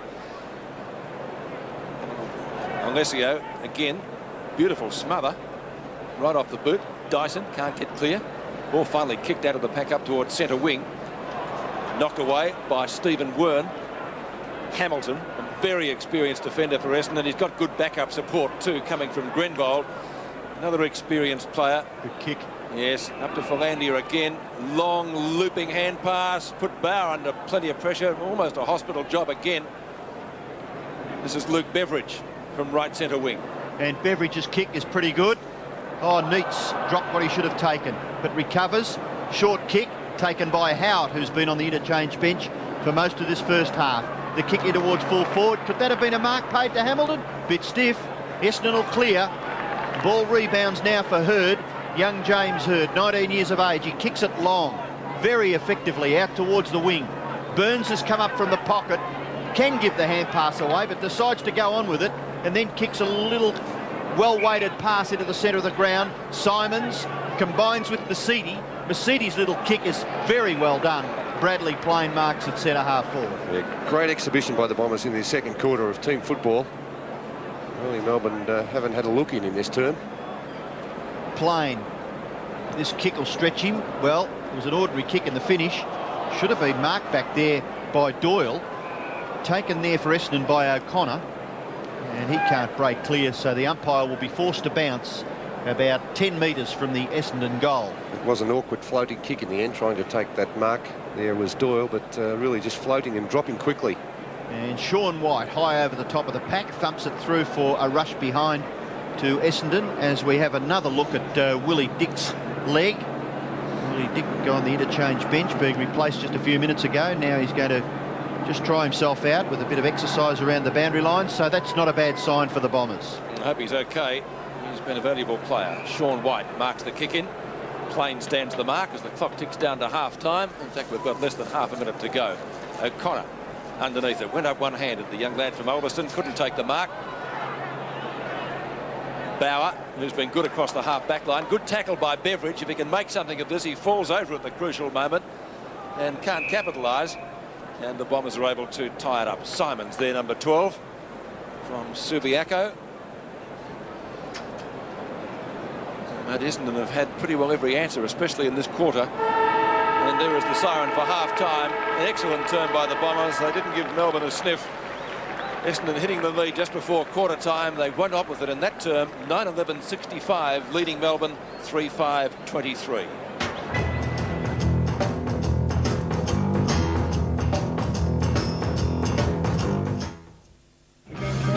7 goals, 6 kicked by the Bombers in that quarter after they hit the lead just before quarter time, and they lead by 42 points at the main change. Multiple goal kickers for Essendon. Bradley Plain has 3. He's kicked 3 goals, 1 actually. Terry Daniher has kicked 2 goals, 3. And for Melbourne, all singles to Darren Cuthbertson, Grant Williams and David Neitz. So the Demons with the job ahead of them in the second half. Well, we've seen some spectacular marks during season 1992, and that brings us to our Mark of the Year competition. Now let's take a look. 7 Sport Mitsubishi Motors Mark of the Year. Your phone vote could win you a Mitsubishi Magna. Dial the phone number on the mark you want to vote for. Mark 1, Tony Lockett, St Kilda. Mark 2, Wayne Wiedemann, Adelaide. Mark 3, Darren Jarman, Hawthorn. Mark 4, Darren Wielden, Fitzroy. Mark 5, Nicky Winmar, St Kilda. The winner of the Mark of the Year will also receive a Mitsubishi Magna. You have until 4 p.m. today to register your vote. So there are the marks at the MCG. Seems to be clouding over a little bit out there. The sun is quite hazy now after we had a bright morning. Let's hope it's going to be okay for the remainder of the day. Crowd in the Great Southern Stand, well, it's pretty well full in the members' part out there, and the remainder will take their seats, I dare say, during the next couple of hours. Over 90,000 expected for the grand final. Let's go down to the boundary line now, where we find Tim and Peter. Thanks, Peter. Well, Macca, did you manage to get into the Melbourne rooms at half-time? I did, as a matter of fact. It's a different thing coming into a state league game, a seconds match, because they let you in anywhere. And I did hear Mark Cross talk, and I was talking to Graham Yates and Greg Healy. And the general theme right around the Melbourne rooms, they're terribly disappointed with the efforts of the players. And I know Mark Cross said to them to get their bodies in and get in after the ball, show a little bit more commitment. It happens to be a grand final, Tim. Not just go through the motions, and he said that Essendon just they've got far too many easy goals, and just not a good enough performance. Did you hear of any moves that will be made during this third quarter? I thought you might ask that, Tim, and no, I didn't actually hear them. I moved out. So you didn't get right into the inner sanctum like I did with the Essendon rooms? Well, I mean, you're a legend at Essendon, aren't you? I mean, you get in anywhere there. Well, actually, Dennis Pagan was reasonably happy with his players at half-time, as he well might be. They played very well in that second quarter. And just listening to him speak at half-time, I really got the impression that he might make a very good senior coach. And he's got a top record, hasn't he? Yes, and of course he is one of the guys still apparently on the Melbourne Football Club shopping list. Well, he's coaching a senior team out there. Every one of those Essendon players has played AFL first football, and it's a star-studded lineup. I think they've just got too much talent for Melbourne. Right, thank you, gentlemen. I think just about everybody in Australia is on that Melbourne list. Bernie, are you on it? No, well, I think Tim Watson might have been mentioned there at some stage. The only one not mentioned was Peter McKenna and myself. Looking at the second quarter stats, well, the Bombers dominated the term, kicking 7 goals, 6 for the quarter to Melbourne's 1 goal, 2, and as you would expect in the stats there. Look at the free kicks, though, the discrepancy there, I think mainly because Essendon was the first side in for the ball, using their body well, putting their bodies in. Hit-outs went Melbourne's way. As I said, Doyle at one stage doing particularly well at the centre bounces, but at ground level, 8 centre clearances to 1, so that really told the story. Melbourne just couldn't get the ball into the forward line. And the overall stats, again, well in favour of Essendon. They really have dominated from the first bounce. The only area that they've let themselves down in is their kicking for goal. Had they kicked straight in the early stages of the first quarter, the game would have been well and truly over by now. 42 points the difference as we begin the third quarter. 9-11 to 3-5, 65 to 23. The Demons with the job ahead of them. Bauer can't get clear from midfield. There's a good hand pass, comes out the direction now of Matthew Phoebe, and if that's a goal, that's just what they want to start the third quarter. It is. More of that, say the Melbourne supporters. Phoebe putting through his first goal, and the Demons come up to 4-5. Yes, well, again, that goal coming from a great thump away there in the centre square by Greg Doyle. Bauer just a little bit slow getting the ball to boot there.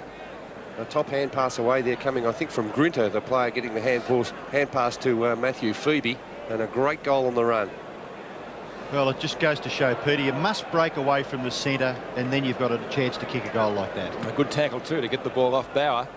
Doyle again, up high. Oh, and another knock-on. His way out of the centre, as we said, so important. Cowell fumbled. Chance for the Bombers to clear it away. Hurd kicks up towards the 50-metre line. In fact, it landed right on it. Be a bit of paint on it, I think, now. So it comes towards the boundary line. Pretty heavy over there. And Phoebe, who kicked the last goal, just losing his footing right on the boundary. And so we will see a throw-in about 75 metres from goal. I think Matthew Phoebe was in two minds there, whether to go slow and hope the ball stayed in, or whether to quicken up and try and catch it before it went over the boundary line, and in his haste slipped over. Chance now for Eishold, very close to the boundary line. Denham, Ezard. Ezard's high kick doesn't go all that far forward. It went pretty well straight up in the air, and the mark has been taken by John Howard for the Demons. Now Howard showed a lot of promise a season or so ago, but has been struggling a little bit of the last couple of years. Fox, nice handball. Grenvold caught. The tackle was okay from Beveridge, and the player's unsure there as to where the football eventually finished up. The umpire will be forced to bounce. That's Luke Beveridge in the picture there. Joe Masiti for Essendon. Considine doing the ruck work. Up goes White. Grenvold at the back. Leaves it now for Hurd. Beveridge the tackler. The kick goes wide. Chance for Cuthbertson, but the ball bouncing end on end away from Darren Cuthbertson and goes over for a boundary throw in the left half forward flank region, about 65 to 70 metres around from the Melbourne goal. The Demons have kicked one goal already in this third quarter. They need a bagful if they're going to have a chance of winning the game. Fox, Ezard, now Denham. Denham runs away from half back, kicks it long. Up towards half forward, no mark taken. The ball comes through to the back. Burns and Grinter. Burns a lovely tap over for Plain. Plain shot for goal from a difficult angle is, well, needs no description. Bradley Plain not happy, and the free kick to be taken in that back pocket by young Bergman. And Terry Daniher not happy either, because the percentage kick was the centering kick in front of goal where Terry Daniher was waiting. Kick coming from Hopgood up towards midfield. Big Ridley gives the hand pass away. That came from Willie Dick back on the ground. He was well, he got a trip and went off, and he seems to be moving quite okay, so that's good news. Mark taken down there by Phoebe. Away he goes, kicks it up towards the edge of the square at right half forward. Melbourne player being held down there, might be a free kick. Umpire pays the advantage rule. There's a push in the back as well. A solid defence down there from Hamilton. Sees the ball safely over the boundary line, getting it away from Grant Williams. So boundary throw in right on 50, Melbourne's right half forward flank. 65 plays 29, 21 and a half minutes left in the third quarter. No decisive work in the ruck. Cowell on the bottom, and we'll see a ball up. Sun peeps through again, so that's good news. Hope it stays out for the rest of the afternoon. If you go back to 1987, it was 30 degrees on grand final day when Carlton played Hawthorn. A bit different this week. Bombers clear it out again. Philandia on the edge of the square. Geez, quick, isn't he? Gets the ball to the opposite side. Doesn't gain too much. Cuthbertson, he seems to be back on the forward line, or perhaps he's got a roving commission. John Howard. And a good mark. He's taken down there by Dyson, who tries to get clear. Look for someone to kick it to, then kicks it long into the square. Strong mark needed here, and Ezard off the ground again, and has rushed it through for one behind to the Melbourne side. So 4-6 to 9-11.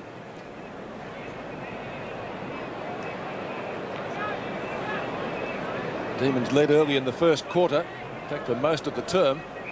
Ezard marks the kick in, but it was Essendon by 2 points at the first change. That was amazing. Ezard wandered around there for it seemed like an eternity, and then still was able to get on his own to take the kick in from Manton. Something that Mark Cross wouldn't be happy about. Eishold sees it over the boundary line. Well, there's someone not manning up doing the right job at the moment. Ezard seems to be playing an on-the-ball role.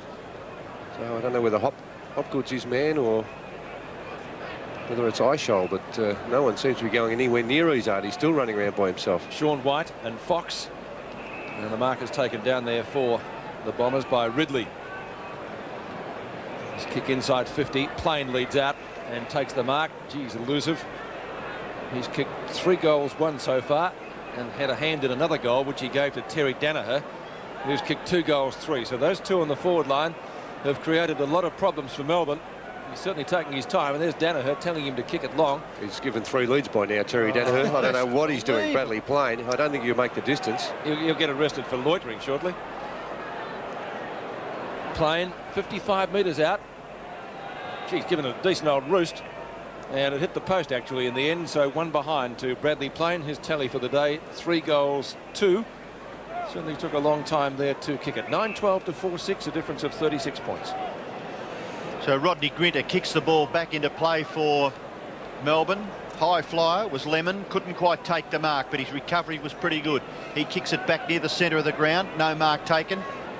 Ball comes out to the back. Brilliant gather there by Ridley, away for Grenvold. Grenvold bumped as he kicks, and Philandia made a fantastic effort to get back there. Now Hopgood, away to Howard. Howard's handball, little ordinary. Eishold, now Beveridge. Beveridge, little kick in near the centre of the ground. Ezard came on the scene a little late, mopped up by Howard. Howard's high kick in towards centre half forward, marking contest, no one can grab it. Cowell, oh, he was a chance to take it with him then. Williams, now Hamilton. Hamilton's kick back near the centre of the ground. Masidi, the mop here of Joe Masidi. Play goes on. Lemon at half back. He's already been reported, Robert Lemon, and that kick, there's a bit of a dust up there at centre half forward for Melbourne. Let one go. The kick in towards forward pocket for Essendon, tidied up by Bergman. Away he goes to Doyle. Doyle's little kick out near the wing. Chance here for Cuthbertson. 2 players missed him, and he was still able to get his kick away. Up towards half forward. Ezard, well done. And he marks. Plays on quickly. Sweeping hand pass gives the chance to Denham. Former Geelong player goes straight down the ground. Forward line pretty open, and that's a strong mark taken by Ed Considine.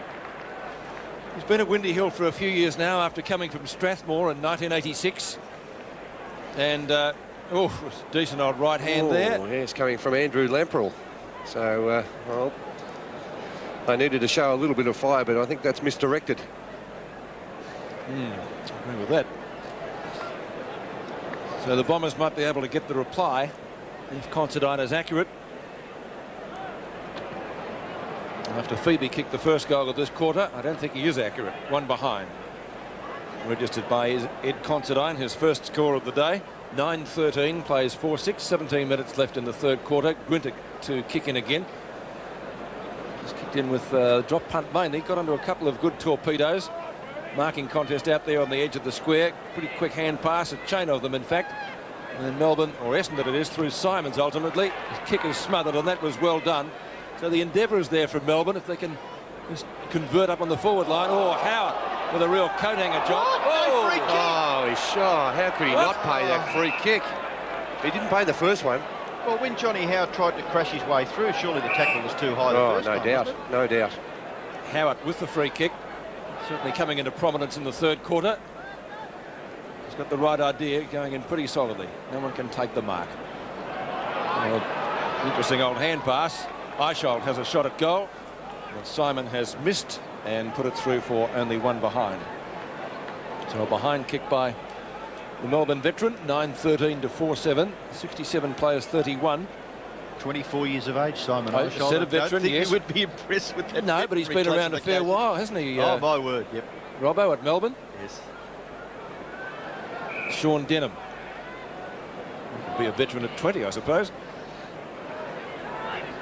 Kick up towards the wing. Simons has taken the mark. Simons at left centre wing. Plain in front. Can't take the mark. He might be able to make amends. He's always dangerous. Gets well tackled by Shane Bergman, and the ball is out of bounds. Peter, in that passage of play, Simons taking the mark, getting up quickly, kicking the ball down to the full forward line ever so quickly, and all of a sudden the defenders are under enormous pressure. Bradley playing on the other hand on the other side of the ground, taking too long, allows the defenders to set it up a little bit easier to knock it away from the forwards. Alessio Doyle and Considine contest. Plains kick out of bounds on the full. He's looking for a free kick. I don't think you're going to get one, Bradley. So there's no addition to the score. 15.5 minutes in, and Dyson to take the free kick. Dyson, high kick out towards half back. Doyle tries to crash his way through the pack and take the mark, and couldn't quite control it, so boundary throw will take place. Simon Eichhold in the picture there. 24 years of age, from Ormond Amateurs, which have been a great football club, Ormond Amateurs, over the years. Won a stack of premierships in the Amateurs. Here's Terry Daniher.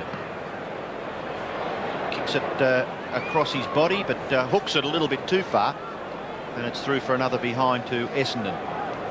Terry Daniher. 2 goals for, Robbo, to Terry Daniher, so he's been off target today. Grinter kicks in pretty well the centre of the ground. Taken by Hopgood. Tries to get the hand pass wide for Bergman. Chance for Cuthbertson. Helped out by Eichhold. Gee, that was ordinary. Eichhold. Handball for Bergman. Taken by Denham. Now Burns. Burns for Essendon. Kick in towards the forward pocket. Daniher from behind. Couldn't quite take the mark. Not quite the same spring in the legs of Terry Daniher as it was evident a few years ago. That's Brian Steins there for Melbourne. And it will have a boundary throw in the right forward pocket for the Bombers. It's about 25, maybe 30 metres around from their goal. Ruckman, Doyle and Alessio. Doyle has done a pretty good job. That's a free kick against Alessio. And the big Melbourne boy will take the free kick in the left back pocket. Dandenong recruit. Eichhold from left half back. Kick dropping a little bit short up towards centre wing. Ezard it is. Clean possession from the Essendon. I'll call him a veteran too. He's been around a while. Lemon gives the hand pass away, and the Demons will come out of this through Neitz, who was prominent early in the game. Simons has impressed us with his speed. That from Subiaco, and Bradley Plain has taken the mark. It was in this position about a couple of minutes back. He took almost half an hour to kick it. Let's see what he does here. He's slightly closer with his kick, Peter. 3-2 he's kicked so far. That's a good sort of a kick. Oh, that's a goal. Great effort. 4 goals today to Plain. He's kicked 13 now for the final series. Mark dropped out there for the kick coming from Ezard. Philandia goes down. Burns with a clever knock on. Oh, he can get another one here, Plain. That's unselfish play. Daniher should kick his third. And does. So Terry Daniher has now got 3 goals for, and the challenge from Melbourne, Robbo, it would appear fairly short in this term. Well, they kicked that goal at the very start of the third quarter, and since then Essendon have controlled the game once again. It's a badly missed mark there by the Melbourne defender, Kilmartin, setting up that goal for the Bombers.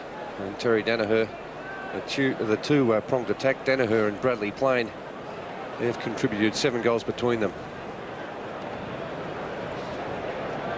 Yes, well, I think you still be all right, Terry Daniher, to play football for a few more years yet. Maybe not at this level, but certainly somewhere in a captain-coach role. Melbourne have got the ball up to their 50-metre line. A battle for possession. Chance for Williams, no. Very close to the boundary line. And Grant Williams saying hello to the photographers. Down there in that right forward pocket region. About 50 metres from the Melbourne goal. So a chance for the Demons to get their 5th goal. Gee, they've been few and far between. They kicked 2 early in the first quarter, 1 early in the second quarter, and 1 at the start of this third quarter. Phoebe, Eishold, able to get round onto that right foot and kick it high in towards the goal square. And a good mark. Well done, Lamprell. Excellent mark taken in the goal square. And he surely should kick Melbourne's 5th goal. Yes, there won't be any trouble from this distance for Lamprell. He'll be kicking from about the edge of the 10-metre square, and that is a terrific mark, a solid chest mark under a fair bit of pressure from the opposition. Lamprell kicks the goal. Andrew Lamprell kicking his first goal, and Melbourne's 5th. It's still a fair difference, 43 points, and they trailed by 42 points at half-time after that 7-goal, 6-second quarter by Essendon. Alessio, little topo kick. Simons, good tackle applied by him on Eishold. Oh, gee, this is untidy stuff in here. Stein's got a push in the back. Oh, well, that might be looked at. Yes, there's been a little bit happening. There has, Bernie, hasn't there? In this third quarter. Some of the Melbourne players, especially Lamprell, has been throwing his weight around a bit in this term. There's a crunch from Lamprell. He did keep his arm down. So a bit going on. The Bombers go forward. Masiti up towards half forward. Marking contest out there. No one can take it. Daniher.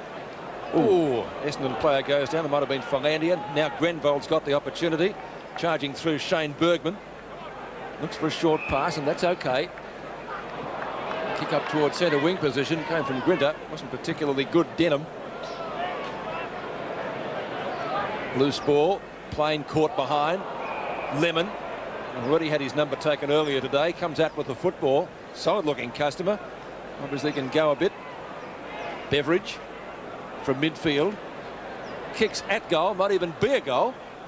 Hamilton just cuts it off. And 1 behind to the Demons. Well, really, the spirit that Melbourne shown in this third quarter, you would have expected in the opening 10 minutes or so, but it was a very quiet opening by both sides. Manton kicks in.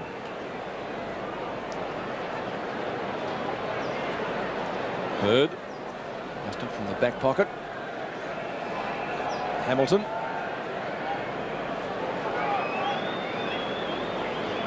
One of the many players with senior experience in this Essendon lineup.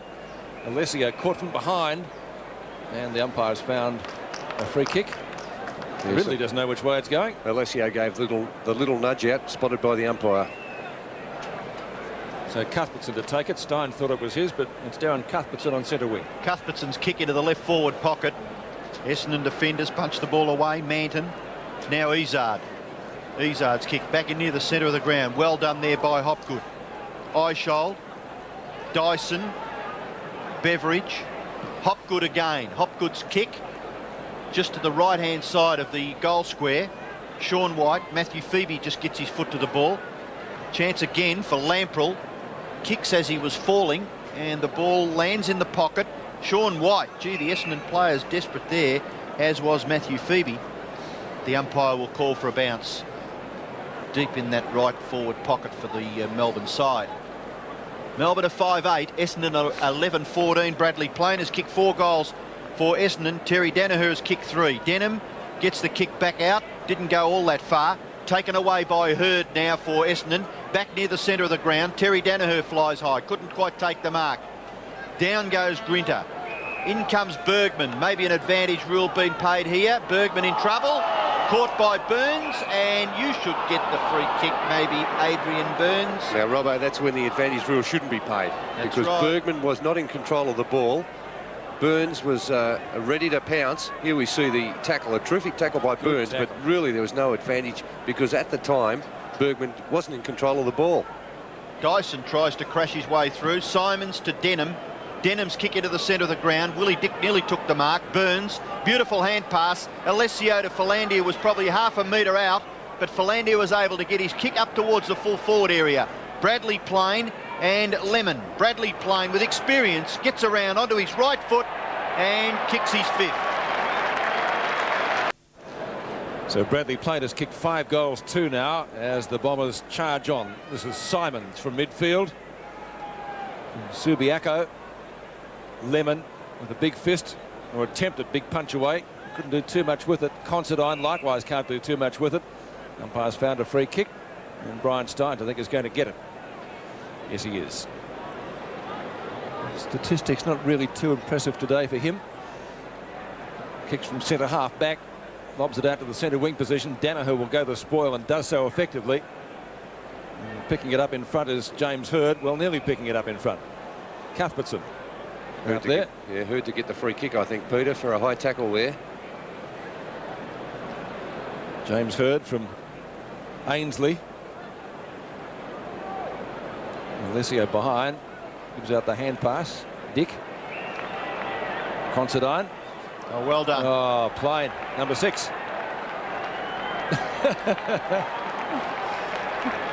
6 goals, 2. Bradley Plain has kicked. Well, pretty sensible. Why kick it out of the ground? 13-14 to 5-8. Exactly, Peter. I agree wouldn't want entirely. to stub your foot on the dirt in the 10-metre square and miss the ball altogether, would you? Well, I don't think there was any danger of that, Robbo. He had about another 5 minutes to sit back there and roll a cigarette or whatever, have a cup of tea. The Melbourne defence, they were miles away, but there he goes and retrieves it himself. They still weren't there. So back to the centre. It's one-way traffic here for the Bombers. Burns, oh, could have been a free kick for Landia. I can't believe it. And Eichhold tangle, it'll be a ball up. Yeah, Philandia has been a good player for Essendon. Look, a lot of possessions, 12 kicks and 5 hand passes, and 3 marks to Peter Philandia. Bounce near the centre circle. Alessio beaten for it by Doyle. Grenvold there. The bounce is awkward for him, but gets the hand pass away for Willie Dick. Grenvold took it away from Dick in the finish. And Cuthbertson again being penalised. Well, the question there, Robbo, did the player duck his head? And I thought he did on that occasion as he saw Cuthbertson coming in to tackle. Well, Grenvold's kick goes up towards the right half forward region, and that's young Hopgood there for Melbourne with his socks down and jumper out. Rather scraggy looking character, but fairly effective. He's had 4 kicks and 7 hand passes. Werner tackled, but he didn't have it. Tried to make it look worse than it really was. Out comes the hand pass. Here's a chance now for Masiti for Essendon. His kick up towards the front of the goals. Punched away by the Demon defence, and it goes through for a rush behind to Essendon. So the Essendon score is progressing quite nicely. 13-15-93. Melbourne lamenting at 5-8-38. So the difference is 55 points as Grinter kicks into centre half back. And the mark is taken there for Melbourne by Hopgood. Hopgood kicks it high near the centre of the ground. No one can quite take the mark. Bauer Now it's taken away by Eichhold. Eichhold off the left foot, poor kick, easily marked at centre-half back by Fox. Brad Fox got one as he kicked the ball. No free kick downfield. Huge pack of players. Daniher up, applies a good tackle. So too Burns was there. Steins gets dumped. Considine nearly got legged as he tried to get clear. Good hand pass. Philandia grabbed and taken down. Umpire calls play on. Daniher looking for someone to give it to. Can't find anybody. Has a shot himself and can't believe that he's missed it.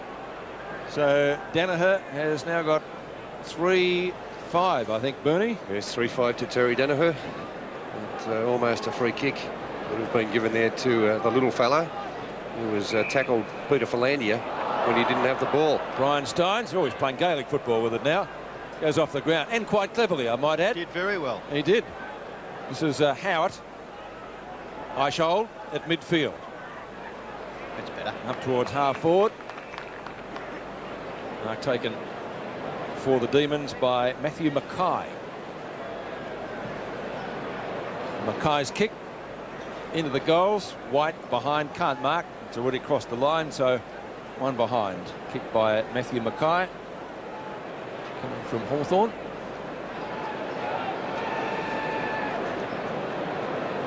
Just over 3 minutes left in this third term. Manton kicks the ball clear of hand and foot for the required 2 metres and then kicks it longer. Out towards the half-back line. Masidi was the flyer, might have given away a free kick. If he has given away a free kick, not too much doubt about that. Neitz. Good mark. Brought in by Hopgood. As Robbo said, looks a little bit untidy. This is Lemon, who was in defence earlier, but he's kicked a goal this time. Well, they've got a chance again here, Melbourne. Dyson just able to keep his footing. John Howard receives the hand pass, kicks it wide towards left half forward, punched away there by Hurd, and just before Hamilton can make anything of it, it goes over for a boundary throw in. Left half forward flank for Melbourne. It'll be 2 kicks from their goal. Paul Hamilton, a dour defender, not a lot of kicks and hand passes, but certainly doing his job as part of the Essendon defence. Hopgood, his kick to front of the square. Oh, is that a mark? Brilliantly taken by Mackay, who has only been on the ground for a short time. Yes, that was a brilliant mark. He really went for that with determination and courage. He threw himself sideways across the front of the pack. A terrific mark. 189 centimetres, recruited from Hawthorn. Mackay goes for goal and kicks it for the Demons. He's got 2. He's first? Yeah, well, I've got him down for his first there, Pete. Yes, I think it's all individual goal kickers now for the Demons. That's his first. He's kicked 1 goal 1. There's that mark again, just drifting across the front of the pack there. And he's the type of player that Melbourne really need to build on. A mobile, fairly tall player who can take a mark and kicks the ball well. It's a Royce Hart job, that one, wasn't it? It was. So back into the centre after that spectacular mark and goal from Mackay. 94 plays 51. Philandia. Mercury rather applied a good tackle. And still they haven't got it out of the square. Finally Denham does. Picks up towards half forward.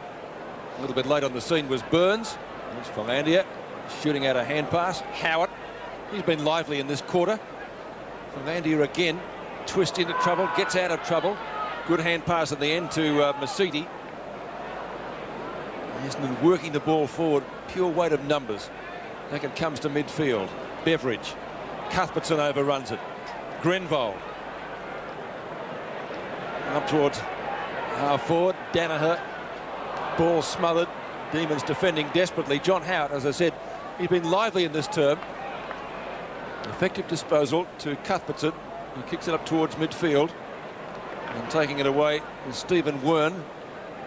His brother plays for the Brisbane Bears. Considine, good spoil. No mark taken down there by White. And breaking away is Hurd. Hurd's kick.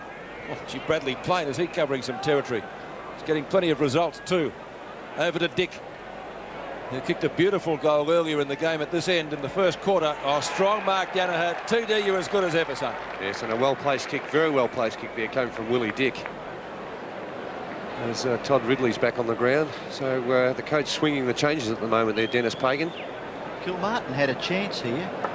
Yeah, just stopped at the last minute. Yes, he was in a nest of 3 Melbourne defenders, but a terrific kick there coming from Willie Dick. Three-quarter time siren. Daniher shoots at goal. He's kicked 3. He's now kicked 4. So the Bombers in an unbeatable position really at three-quarter time in this VSFL Grand Final for 1992. Essendon cracked the ton 14-16 and Melbourne 7-9-51.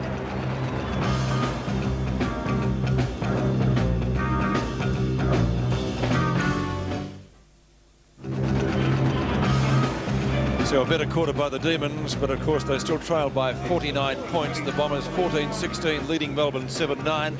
Major goal kicker for Essendon is Bradley Plain. He's kicked 6 and Terry Daniher has 4. What can a coach say to his side at three-quarter time when they're down 7 goals in a grand final? Well, Mark Cross was going around giving individual tuition to nearly every player, and I think you'd be better off getting down on your knees and saying a few prayers at this stage. I think they're gone, as a matter of fact. But Greg Wells was in there, a former Melbourne champion. He was geeing them up and telling them to get in there and go for broke. Well, they did start the third quarter particularly well, didn't they? They showed a bit of vigour. They had the first goal on the board, but all of a sudden Essendon tightened up again, and Melbourne's thrust was thwarted. Well, Essendon are a class side. They're a much better side than Melbourne. What did you hear over there, Tim? Well, Dennis Pagan was still pretty quiet. He said he wasn't particularly happy with the way they started that third quarter. He felt they were a bit soft and that they were just expecting to win. He said he set them a target at the start that's going to win every quarter, and that's what he expected them to do. So I think we'll see a pretty committed Essendon side even in this last quarter. I think they'll bolt him, don't you? Well, I think that it's too big a gap now for Melbourne to bridge. So I think Essendon are looking at a premiership this year. Well, maybe not the senior one, but a second. Well done, Tim. I had nothing to do with it. Tim's on the West Coast Eagles list. The final quarter gets underway in the VSFL Grand Final. Trying to pick it up for Melbourne there was Beveridge. And this young guy's done fairly well today too for Melbourne. Hopgood. Gee, that's almost a push in the back, is it? Umpire says it is a free kick. It was John Howard. He had a pretty good third quarter. Certainly gave the Demons something in midfield. Grenvold, one of the many experienced players in the Bombers lineup, kicks up towards the wing position. Cuthbertson overruns it. I think the story of the Melbourne side today. And number 34 is Peter Philandia, who, as I mentioned earlier in the day, topped the votes in the Garden Medal with 23, but was ineligible to win it. Good tackle applied down there by Eishold. A couple more tackles as well, and Philandia looks for a free kick. So too does Werner. Alessio's in a little bit of trouble. I noticed him hobbling around that third quarter and still running very gingerly at the moment. Michael Werner kicks up towards Ridley. Got a couple of hands to the ball. Couldn't take the mark. It was almost a throw. The umpire says no. Play on. Howard's kick back towards centre wing position. Again, a marking contest. Dragged down by Neitz. Gives the hand pass away to Beveridge. Right on the Foster's emblem on centre wing. Kicks it to midfield. Burns with a pretty quick sort of a hand pass. And it looked like a good hip and shoulder. Well, it was a hip and shoulder, OK, Pete, but the player had his head down trying to pick up the ball, and he has to be protected. Well, that's one of my pet hates, when a player is in that sort of situation, and the player does come in a very dangerous sort of situation. Denham took the free kick, gave it to Burns. Kilmartin trying to get into the open space. Alessio got a push in the back, the big fellow. And yes, he does look a little proppy there, doesn't he? Yes, he's been, since halfway through the third quarter, he's been really limping around the ground. So Stephen Alessio kicking in towards goal.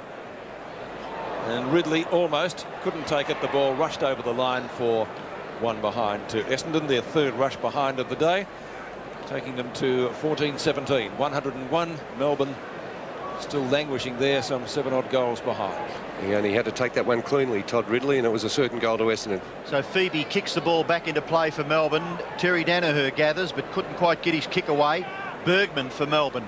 A quick kick out wide, close to the boundary line. The ball bounces and eventually goes over in front of Brad Fox and Mackay and Ezard. Boys will be boys. And the umpire takes control and requests the boundary umpire to throw it in. 101 plays 51. Brian Steins and Werner doing the ruck work.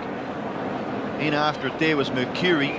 He couldn't control the footy. Lemon Gets a tap on the head from Ezard. Ezard's got plenty to laugh about because his side leads in their quest for the reserves premiership by a handsome margin, 50 points. Now a chance for Masiti. Masiti's kick high in towards the centre of the ground. Good mark taken by Cuthbertson alongside Willie Dick. Darren Cuthbertson plays on quickly.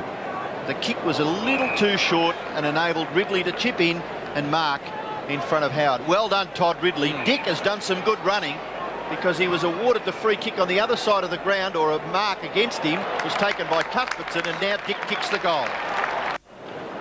Willie Dick gets his second goal in Essendon's 15th. 107 plays 51. And that might have been a tad too high, I think.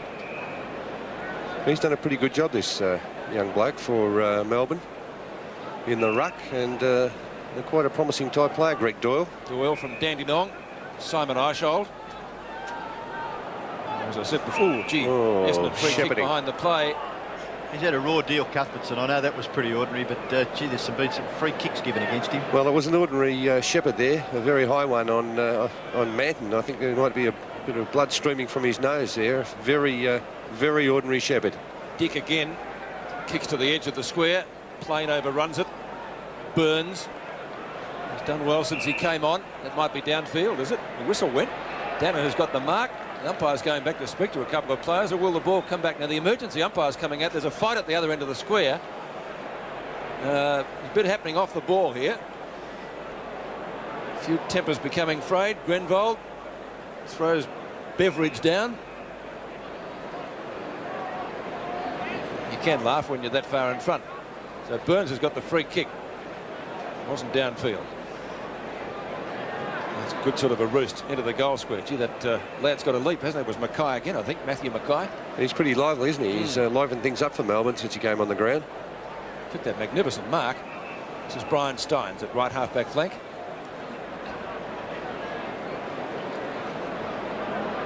Dyson. Burns won't catch him. What's going on here? 50 metres. Penalty. First one of the day.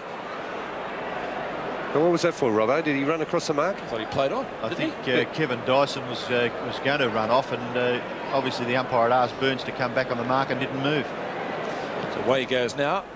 Kevin Dyson. That's a grab to who's taken it? Lamprell, I think, Lamprell took that again. mark. Yes. Yes. Was it Neitz? Neitz. Well, Neitz got the mark. I thought Lamprell had his hands on it at the same time. I think he did, Bernie. Well, he was okay early, Neitz, but as with a lot of the Melbourne players, well, I thought actually Lamprell was bringing it down and Neitz stole it. I think you're right. So Neitz, David Neitz, who captained the Victorian schoolboys last year from Parkmore, certainly showed a bit in the first quarter when Melbourne led, and he's kicked a goal in his second. So it's Melbourne's 8th. They still trailed by 50 points with 19 minutes left in the match. Yes, and he's the first Melbourne player to get amongst the multiple goals. Neitz, as we see this again, I thought actually Lamprell first grab of the ball. Well, maybe Neitz, the man in front, had to be paid that, I suppose, but a good effort by both those players attempting to take that mark.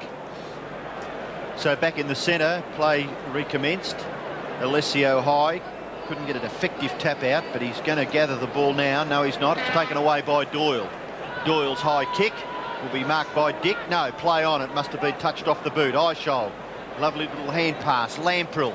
Lamprell's kick into the pocket. A good mark taken by Manton. And as you said, Bernie, there's a bit of a bloody nose there for Glenn Manton. Away to Ezard. Ezard's kick is long, out in the Mercury direction. Gathers it. Nearly slips, but able to get the hand pass over. Grenvold slips, but he's able to control the football. Gets his kick away in towards centre half forward, and an excellent mark taken by Werner. I like the way Werner plays, actually, Robbo, but he spends a fair bit of time on the interchange bench. Yes, obviously something wrong as far as the coaching staff is concerned with Michael Werner's play. Terry Daniher couldn't control the football. Howard, little tap off the ground. Chance now for Grinter. Grinter's handball to Cuthbertson. Cuthbertson, his kick will have to be good. And just running through it was Phoebe. Denham, handball over the top. Chance for Mercedes. Mercedes' kick is a floating punt kick in towards half forward. Howard dropped it. Through comes Eichhold. Eichhold now, short kick, not too bad. Into the path of Cuthbertson. Gathers, gets the hand pass away, which is not bad footy by Melbourne. Dyson runs and backs himself to get past Hamilton, and his left foot kick into the pocket probably should have been marked by Sean White. Ezard cleans up for Essendon, and away go the Bombers through Bauer. Bauer, a good player earlier in the match. Hamilton, he was unspectacular but usually effective. Denham, kick away again up towards the 50-metre line, and lead is prominent from Ridley. Terry Daniher calling for it in the goal square. He's picked up now by an opponent. He still could have got the pass off to Terry Daniher. That's right. Tries the spiral punt at the end. Oh, a ripper. 17 minutes left in the match, 113 plays 57. Todd Ridley has now kicked 2 goals, 2. Bauer, gets nearly cleaned up by Howard. Still the ball's there to be won at midfield. Bauer trying to go through again, can't do so. Finally, the whistle does go. I think it was too high on Dyson, Peter. You take the free kick. Kevin Dyson, of right course, in the circle. He played a lot of senior football last year for the Demons, but had a groin operation at the start of 1992, and it's held him back. Gone for the short pass. Eichhold on the end of it. Kicks long into the square. White in front. Went up one-handed. Oh, well done. It's kicked through by Neitz. So he's now got 3. 16-17 to 9-9. Yes, a very clever take there by David Neitz. And he's a pretty promising type player too, as we see this in replay. It looked as if the Essendon player was going to defend Granley Hamilton and knock it through, but a great steal there by Neitz, and thinking quickly got it onto his boot while he was in mid-air. Yes, he did that very well. And managed Melbourne's 9th goal. 16-17 to 9-9. Alessio a little early. Doyle does well. Cuthbertson the chance. Gets his left foot to it. Kicks it out towards the wing. Opportunity for Bauer. Can't quite control the football now. It becomes an awkward bouncing one. And in to help him is Hurd. His kick pretty well smothered there by Hopgood. And we'll have a boundary throw in as Hurd limps away. Done well, Robbo, hasn't he? Yes, he's quite a promising young player, James Hurd. 18 kicks and 4 marks. Top effort. Dyson gathers it. Oh, well done, Kevin Dyson. Then got the hand pass away, looking for Eichhold, but the tackle on Eichhold, well, maybe a little unfair, and that's the way the umpire sees it. It was a wonderful tackle earlier there by Philandia on Beveridge. Eichhold's kick into the pocket. Nearly a mark taken there by Grenvold, is it? Or Hurd? I think the emphasis on nearly, Robbo, because he didn't hold that long enough. The umpire paying it though, so Essendon a little bit fortunate. Certainly didn't control it long enough for mine. Well, it's Paul Hamilton in the back pocket for Essendon to take the kick. No, it's not. It's going to Hurd. So again, his statistics very impressive. His kick across the goal, it's taken by Fox. Fox may have cramped up a little bit. And now, what's that, a 50-metre penalty? Yes. I didn't think he'd be able to get there. Against Sean White. Well, sometimes these things really intrigue me at times, why these 50-metre penalties are paid. And do you think they're intriguing Sean White? He's back there shaking his head in disbelief. Play goes on. Mercury back to Hamilton. Hamilton near the centre of the ground, kicks it high, up towards centre half forward. No mark taken. Nearly gathered there by Alessio. Tries to get the hand pass away. Bradley Plain just harassing a little bit to make it difficult for the Demon defenders to clear the ball, and it's knocked over for a boundary throw. And we've got under 15 minutes left in this game. Essendon will be the reserves premier side for season 1992. Not much doubt about that. The Demons going down again in 1991 as well to the Brisbane Bears. So 2 losses in a row, consecutive losses to the Demons in grand finals, reserves grand finals. Cuthbertson takes the mark on left centre wing, started at full forward, and then Mark Cross swung him up to defence to try to lift them. Mark taken by Lamprell. But no matter how many moves he has made today, none really has been that successful. Chance for Hopgood. He's been prominent at the odd occasion. Steins to right half forward. White, good gather, but unfortunately for him, then runs straight into Ezard. Good tackle. Grenvold comes out with the football. Essendon really had the numbers here. They should be able to run it clear out of defence. Kick there coming from Mercury.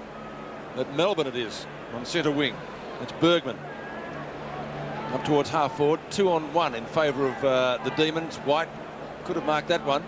Dyson used to play a lot of his football in a longer sleeve jumper. But Ezard, safe in defence, takes the mark in front of Luke Beveridge. And away they go. Hamilton. Cuthbertson runs at him. Bauer. He's been pretty solid across the half-back line. Former Richmond player.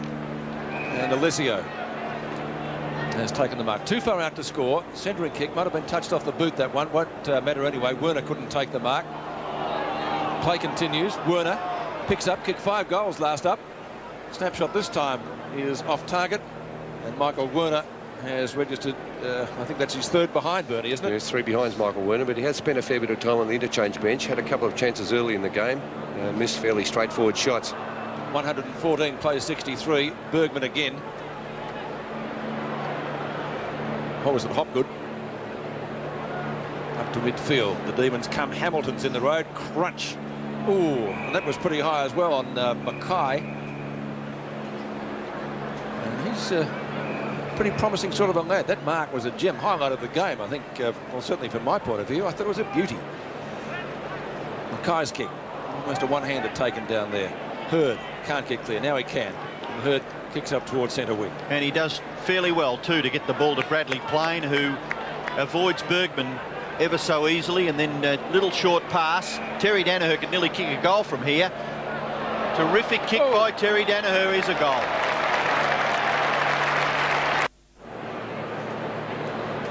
So Terry Daniher certain to be cheered and cheered off the ground, kicking his 5th goal. He's kicked 5 goals, 5 today. A splendid effort from him. Plain can't take it. Demons defending desperately. There's Phoebe. Cuthbertson's in there. Werner gives out the hand pass. Oh, I can get another one. 25 metres out, and he has kicked a goal. So 6 goals, 5. He's kicked 18-18. Essendon to 9-9. Exactly half. Yes, well, the old champ, 35 years of age, Terry Daniher, 313 senior games for the Bombers. He was a leading goal kicker in the seniors in 1979 and 83, and the best and fairest in 1982. He's been a wonderful contributor for the Essendon Football Club. And captain for 6 years, Bernie. Yes, and still a great competitor. There's no doubt about that. Slow down a bit, not as much spring in the legs, but very dangerous. So TD, a great effort to go out on. But as you, I think, said earlier, Robbo, he'll be playing football somewhere next year. No much doubt about that. Yep. Valandia, quick little kick up towards Lemon, who can't get clear. But it really has been one-way traffic since quarter time, hasn't it? Melbourne has tried hard. This is Dyson. Oh, that's a towering kick. Off target, though, unfortunately for the D's. And he registers only 1 behind. Gee, that was a big kick, wasn't it? From about 55 metres. I reckon he kicked it about 10 metres into the grandstand. 126 to 64. 11 minutes left, and it will be Glenn Manton to kick the ball back into play. He goes to the far side where Ezard has made good position. His short kick has been marked by Fox. Fox bombs away out towards the wing. Goes through that pack of players. Brian Steins, handball, intercepted there by Grenvold. Tackled by Lamprell, but Grenvold gets his footing quite well, but it's taken away by Steins. Steins' kick in towards centre half forward has been marked by Denham. Denham's handball away. Ezard forced to kick quickly with the left foot, and it falls in short, and Brian Steins takes the mark. He gives away a little bit of ground to get the ball towards Bergman, and Bergman has taken the mark. Well, he wouldn't be all that further forward than where Steins was, but now he kicks it quite nicely up 45 metres towards goal. Taken by Hurd. Handball away for Denham. Denham at left half back. Hooks the kick in towards the centre of the ground. Daniher a chance once again if it bounces kindly. It does. Tries to get the hand pass out to the advantage of his team. Away goes Kilmartin, back to Grinter, and the Demons have the football now within 30 metres of goal. The ball comes to the ground. Chance here for Cowell. No. Taken away by Sean White. Advantage may be paid, and Mackay will kick the goal for Melbourne. He has got his second now. So 2 goals there to Matthew Mackay, who came off the interchange bench in the third quarter. Melbourne 10-10, but they still trail Essendon 18-18. The difference is 56 points. Yes, well, this is a replay of that free kick given on that occasion to Darren Cowell, but the advantage paid. Cowell was legged. The umpire in a good position to see that. The advantage paid, and of course ending up with Matt Mackay kicking his second goal. There's Mackay in the picture as the central umpire retrieves the football. Doyle, the Melbourne ruckman, up against Alessio. 9 3/4 minutes left. Doyle does well in the ruck again. Through comes Cowell. Can't tap it to his team's advantage. Now Ridley away to Philandia. Philandia's high kick. Floats towards half forward. Steins couldn't take the mark. Is this Daniher's 7th goal? Hits the post. 6 goals, 6 to Terry Daniher. And the big crowd that are assembling here at the Melbourne Cricket Ground for the main game between Geelong and West Coast, I'm sure they'll give Terry Daniher a wonderful round of applause when this game finishes. Denham tried to get the ball there to Considine, who'd just come off the interchange bench. Now the football rebounds in Melbourne's line for Beveridge. His kick, and if that's not a mark, it could have been nearly a free kick to Mackay, taken away by Fox for Essendon, and he runs through centre half back. Brad Fox, away he goes, kicks it high in towards the centre of the ground. Brad Fox, who was suffering from cramp about 15 minutes ago, moved pretty well then. A little toe poke by Sean Denham. Good tackle by Werner, but the hand pass comes out in the direction of Stephen Wern. Wern's kick up towards the half-forward line. Loping afterward is Manton, but the mark has been taken by Mackay again. Geez, done all right since he came on, hasn't he? Yes, Alessio now coming off. But, of course, he's done his job in the ruck. The game well and truly won by the Bombers. Still looks a little proppy. Yes, very proppy. Replacing him is Ryan O'Connor. So back with Matt Mackay. Decent sort of a kick too. White from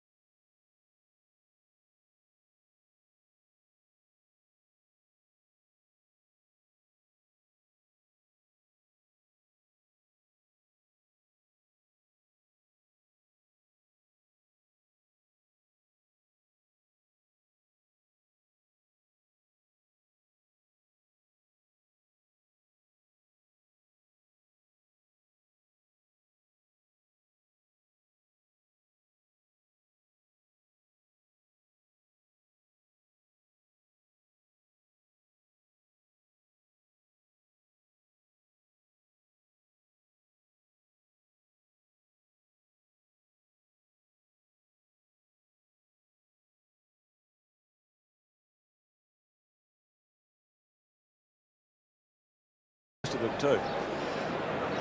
Umpire recommences play. Philandia leaves it for Werner. Werner's hand pass, not too bad, but it's Kilmartin who gets back for Melbourne.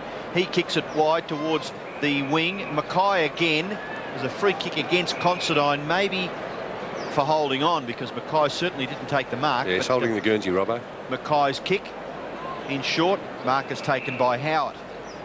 Now Demons just finishing reasonably well, but their first 3 quarters were pretty ordinary. They only managed to kick about 5.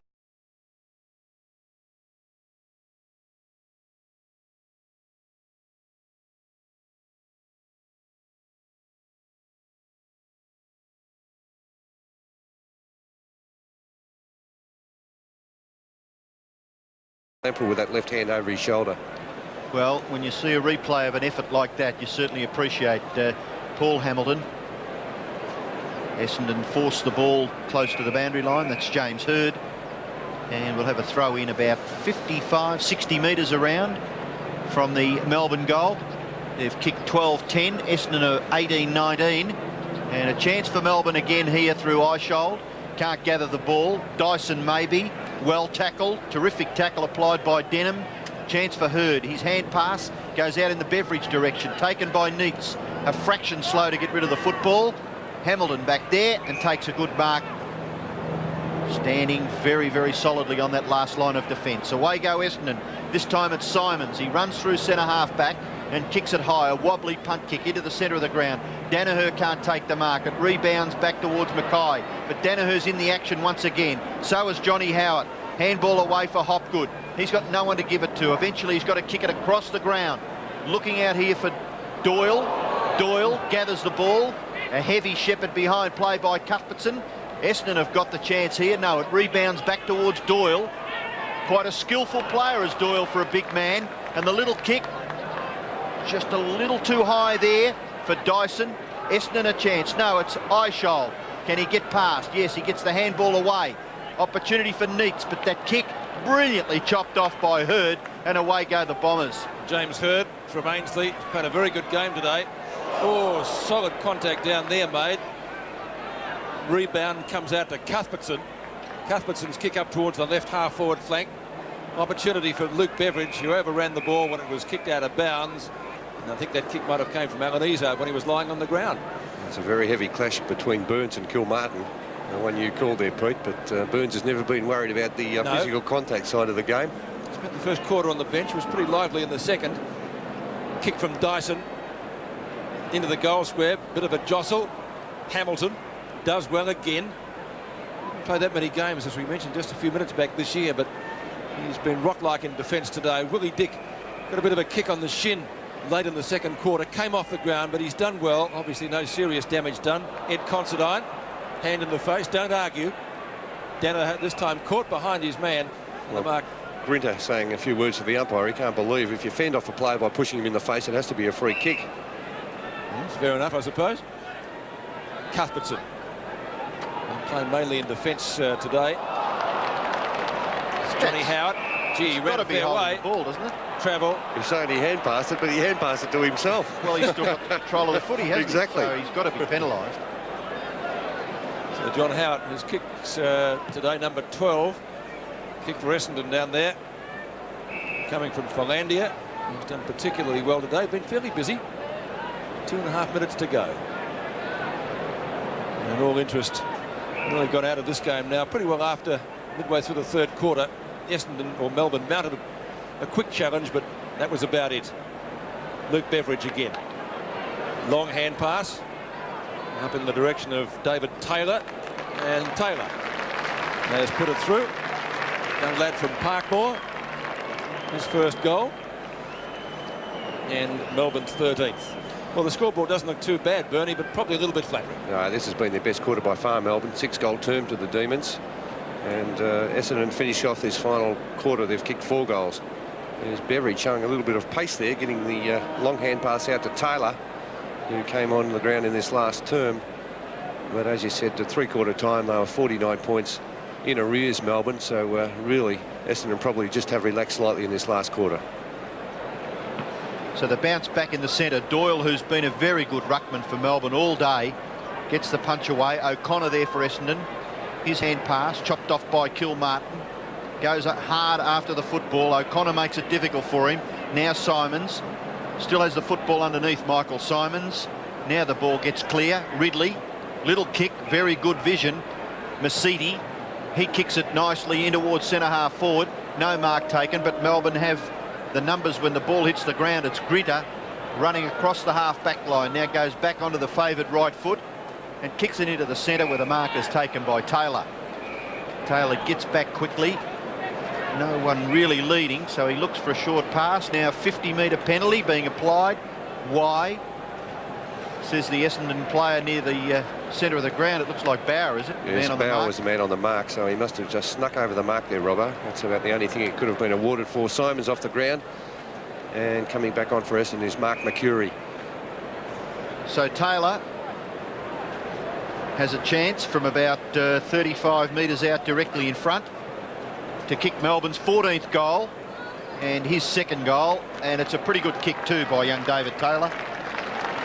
Well, Taylor's got 2 goals and Matthew Mackay's got 2. The 2 guys that sat on the bench for most of the game. Yes, well, they've really livened things up a bit, haven't they, on the forward line? Especially very impressed with Matthew Mackay.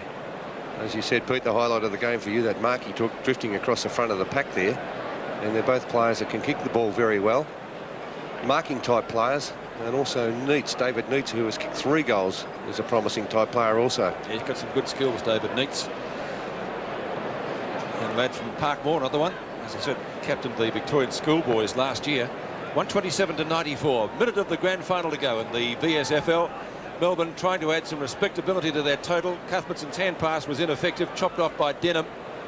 And still they try to get it out of the centre. Dyson not going anywhere. Free kick for Philandia, I think. Yeah, Philandia to take it. He was held after he got rid of the ball. So Peter Philandia, he's been a pretty good player today, Robbo. He's been in everything. Yes, he certainly has. He's been pretty busy. Not, well, we said before, he looks like Tony Liberatore, doesn't he? Yes, not unlike. So the Demons, can they get another goal before the bell? They've got a few seconds to do so. Howard, Considine, can't get clear. Cuthbertson goes in pretty solidly. So too does Phoebe. And on all fours, Bomber defenders trying to tie it up. 45 is Mercury, and finally they do succeed in doing just that as the clock ticks down to the final siren. It will be an Essendon premiership. They finished the ladder, 3 games clear, and with the star-studded senior players in their lineup, they have indeed won the flag. The final siren sees Essendon premiers in the VSFL, defeating Melbourne 18-19, 127 to the Demons 14-10, 94. And there's the old champ Terry Daniher, probably playing his last game in the Essendon colours, but as you said, Robbo, he'll probably front up again at some stage playing with a VFA club. He's very similar to Barry Round. He just loves playing football. 35 years of age, and a fitting way, I suppose, for Terry Daniher. He probably would love to have played in a senior premiership, of course, to go out on, but at 35 years of age, a reserves premiership is not a bad consolation. All right, let's go downstairs now, and here's a couple of great bombers. Terry, it's a great win. Yes, it was. Tim, it was a terrific effort. I think we're just probably a little bit disappointed. I think when we look back on that last 15 minutes or so, I think Melbourne ran over us a little bit. You know, there's no excuses for that. Does this make the season all worthwhile for you now? Oh, certainly. Looking back, I suppose now that I've enjoyed playing with the young blokes down there, and I've been down in the seconds, and they're a great bunch of fellas, and there's a big future there for some of those boys. It's a little bit sad for you knowing that this is the last time that you will wear the Essendon Guernsey? Well, you haven't decided. I'm not trying to retire you, but haven't decided yet, Tim. But I don't know, mate. It's a great way to go out, But they've worked hard all year, the young fellas, and they finished on top, so they deserved it. So you really haven't decided whether or not you retire at this stage, or what you're going to be doing next year? I'm hoping to get you out for a night, mate. We'll sit down around the round table and make a few decisions. What do you think? I need to do some training to go out for a night with you. You'll be right, mate. Well, congratulations, Terry, on your game today and for such a great career over so many years. Yeah, thanks, Tim. She'll be right, mate. A comment we've heard many times from Essendon's number 5 gentleman, haven't we? Yes, he sounds similar to Barry Round in more ways than one. If Tim Watson has to have a few weeks training before he goes out with him, but a great career by Terry Daniher. Oh, he's been an ornament to the game, Terry. 21 finals, 4 grand finals, club captain, best and fairest, leading goal kicker. You can't do much more, can you? No, he's been a magnificent contributor. What about Dennis Pagan as a performer, as a coach? Bernie, do you think that taking a reserve side to a premiership is further his Well, really, Robbo, I don't think being a reserves coach has all that much bearing on a senior position, because all the reserve coach does during the year is actually coach on the Saturday. He doesn't have much input into the training. Really, he's playing players in position that he is really told to play the players in from the senior coaching staff, because they're looking at players coming through the ranks and they're trying them in different positions. He may make a few positional changes during the game. But if you guys have come from, like Robert Shaw cut his teeth as a reserves coach. Yep. Rod Austin was a Footscray reserves coach. Yep. Colin Kinnear was a Carlton reserves coach. Yes, and they've all proved to be quite capable senior coaches. Yes, Gary Buckenara. I'll grant you that. He was an assistant coach, actually, Peter, at Fitzroy, because Ross Thornton was the reserves coach. Well, they still come through the ranks, though, Bernie, don't they? They do. They come through the ranks. But I'm just saying it's just not something that you can really run a line through as far as a senior coaching position, because really their input during the season is very limited. Actually, one thing about Dennis Pagan that I think he's done this year, I think he's proven to people that he's able to control. His past coaching performances have been with juniors, right, underage boys. Yep. At least now he's gone up a step to coach the adults of reserves football. A lot of senior guys you mentioned during the telecast that there were a couple of the older fellas coming down from the seniors, and he's still able to control them and knit them together quite nicely. And I believe that maybe down at ground level, Dennis Pagan is about to talk to Tim Watson. Well, Dennis, you make it a habit of winning grand finals this time of year. Can't be good luck. How many is it now with the under-19s and the reserves? That's the 10th grand final in a row and the 6th premiership, and it's a good feeling, I can tell you. It must be great for a coach to be coaching a side with a guy like Terry Daniher and showing the way like he did today. Well, Terry was terrific, so was Bluey and David Greenwald. You know, I think Essendon have got the best batch of young kids in the competition, and to have them out in the ground with leadership, it makes it a lot easier for the coach, I can tell you. Well, there's been a lot of speculation about the Melbourne coaching job. Obviously, you'll be sitting down after this weekend and looking at what you'll be doing next year. Is that one option that you've got open to you? Look, I've always had an ambition to coach at senior level. Essendon have been sensational to me. They're a terrific club. But you know, you want to give yourself a chance to coach at the top level, and if something comes along, and I've told them that, they've been very supportive. I'd love to coach the senior side. So Melbourne have contacted you? I've sat down and had a chat with them and that sort of thing, but nothing further at this stage. Okay, Dennis, congratulations on another coaching feat. Good on you, Timmy. You're marvellous, son. Oh, interesting comments there from Dennis Pagan. The record isn't bad, Bernie, when he summed it up. 10 grand finals in a row and 6 premierships. I tell you what, you'd have to give him a go, wouldn't you? There's only one other bloke that could compete with that. That'd be Alan Joyce, wouldn't it? I think he's had 5 cracks at it and won 4 flags or something. Yes, you can't knock that record, can you? It's an outstanding record from Dennis Pagan. No, well, as he said, he had spoken to Melbourne, and their shortlist is probably one of the longest in AFL history for their coaching job. But anyway, let's look at the stats for the game now. Essendon running out convincing winners, 127-94. Yes, they probably did even up a little bit in that last quarter, but still Essendon well in front in the kicks and the hand passes. The marks did even up, certainly. Melbourne coming home with a full head of steam, doing quite well in that last quarter. Free kicks even up. They were well in favour of Essendon at one stage. Tackles fairly even, but the centre breaks, that's where the advantage was won. Around midfield, Essendon controlled that area for at least the first 3 quarters, maybe not in that last quarter, but 21 centre breaks to 15 really told the story. They were able to get the ball down quickly into that forward line, where they had Terry Daniher kicking 6 goals, and also Bradley Plain kicking 6 goals. So they had the 2 outstanding forwards on the field. All right, well, we're standing by, of course, for the presentation, so let's go downstairs. Ladies and gentlemen, right now to present the Victorian State Football League Premiership Cup to the boys of Essendon, may I introduce the General Manager of the Victorian State Football League, Mr. Ken Gannon. Thank you, Michael. Congratulations to both teams today for making the grand final of the Victorian State Football League and to set a standard to warm up the crowd for today's main game. I'd like to invite the captain of the Essendon Football Club, Alan Ezard, to come forward and receive the trophy. Premiership 1992 Victorian State Football League.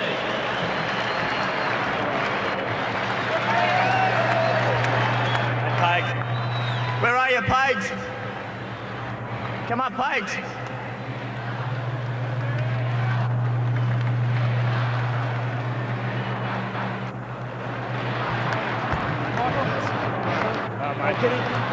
It's all yours, son.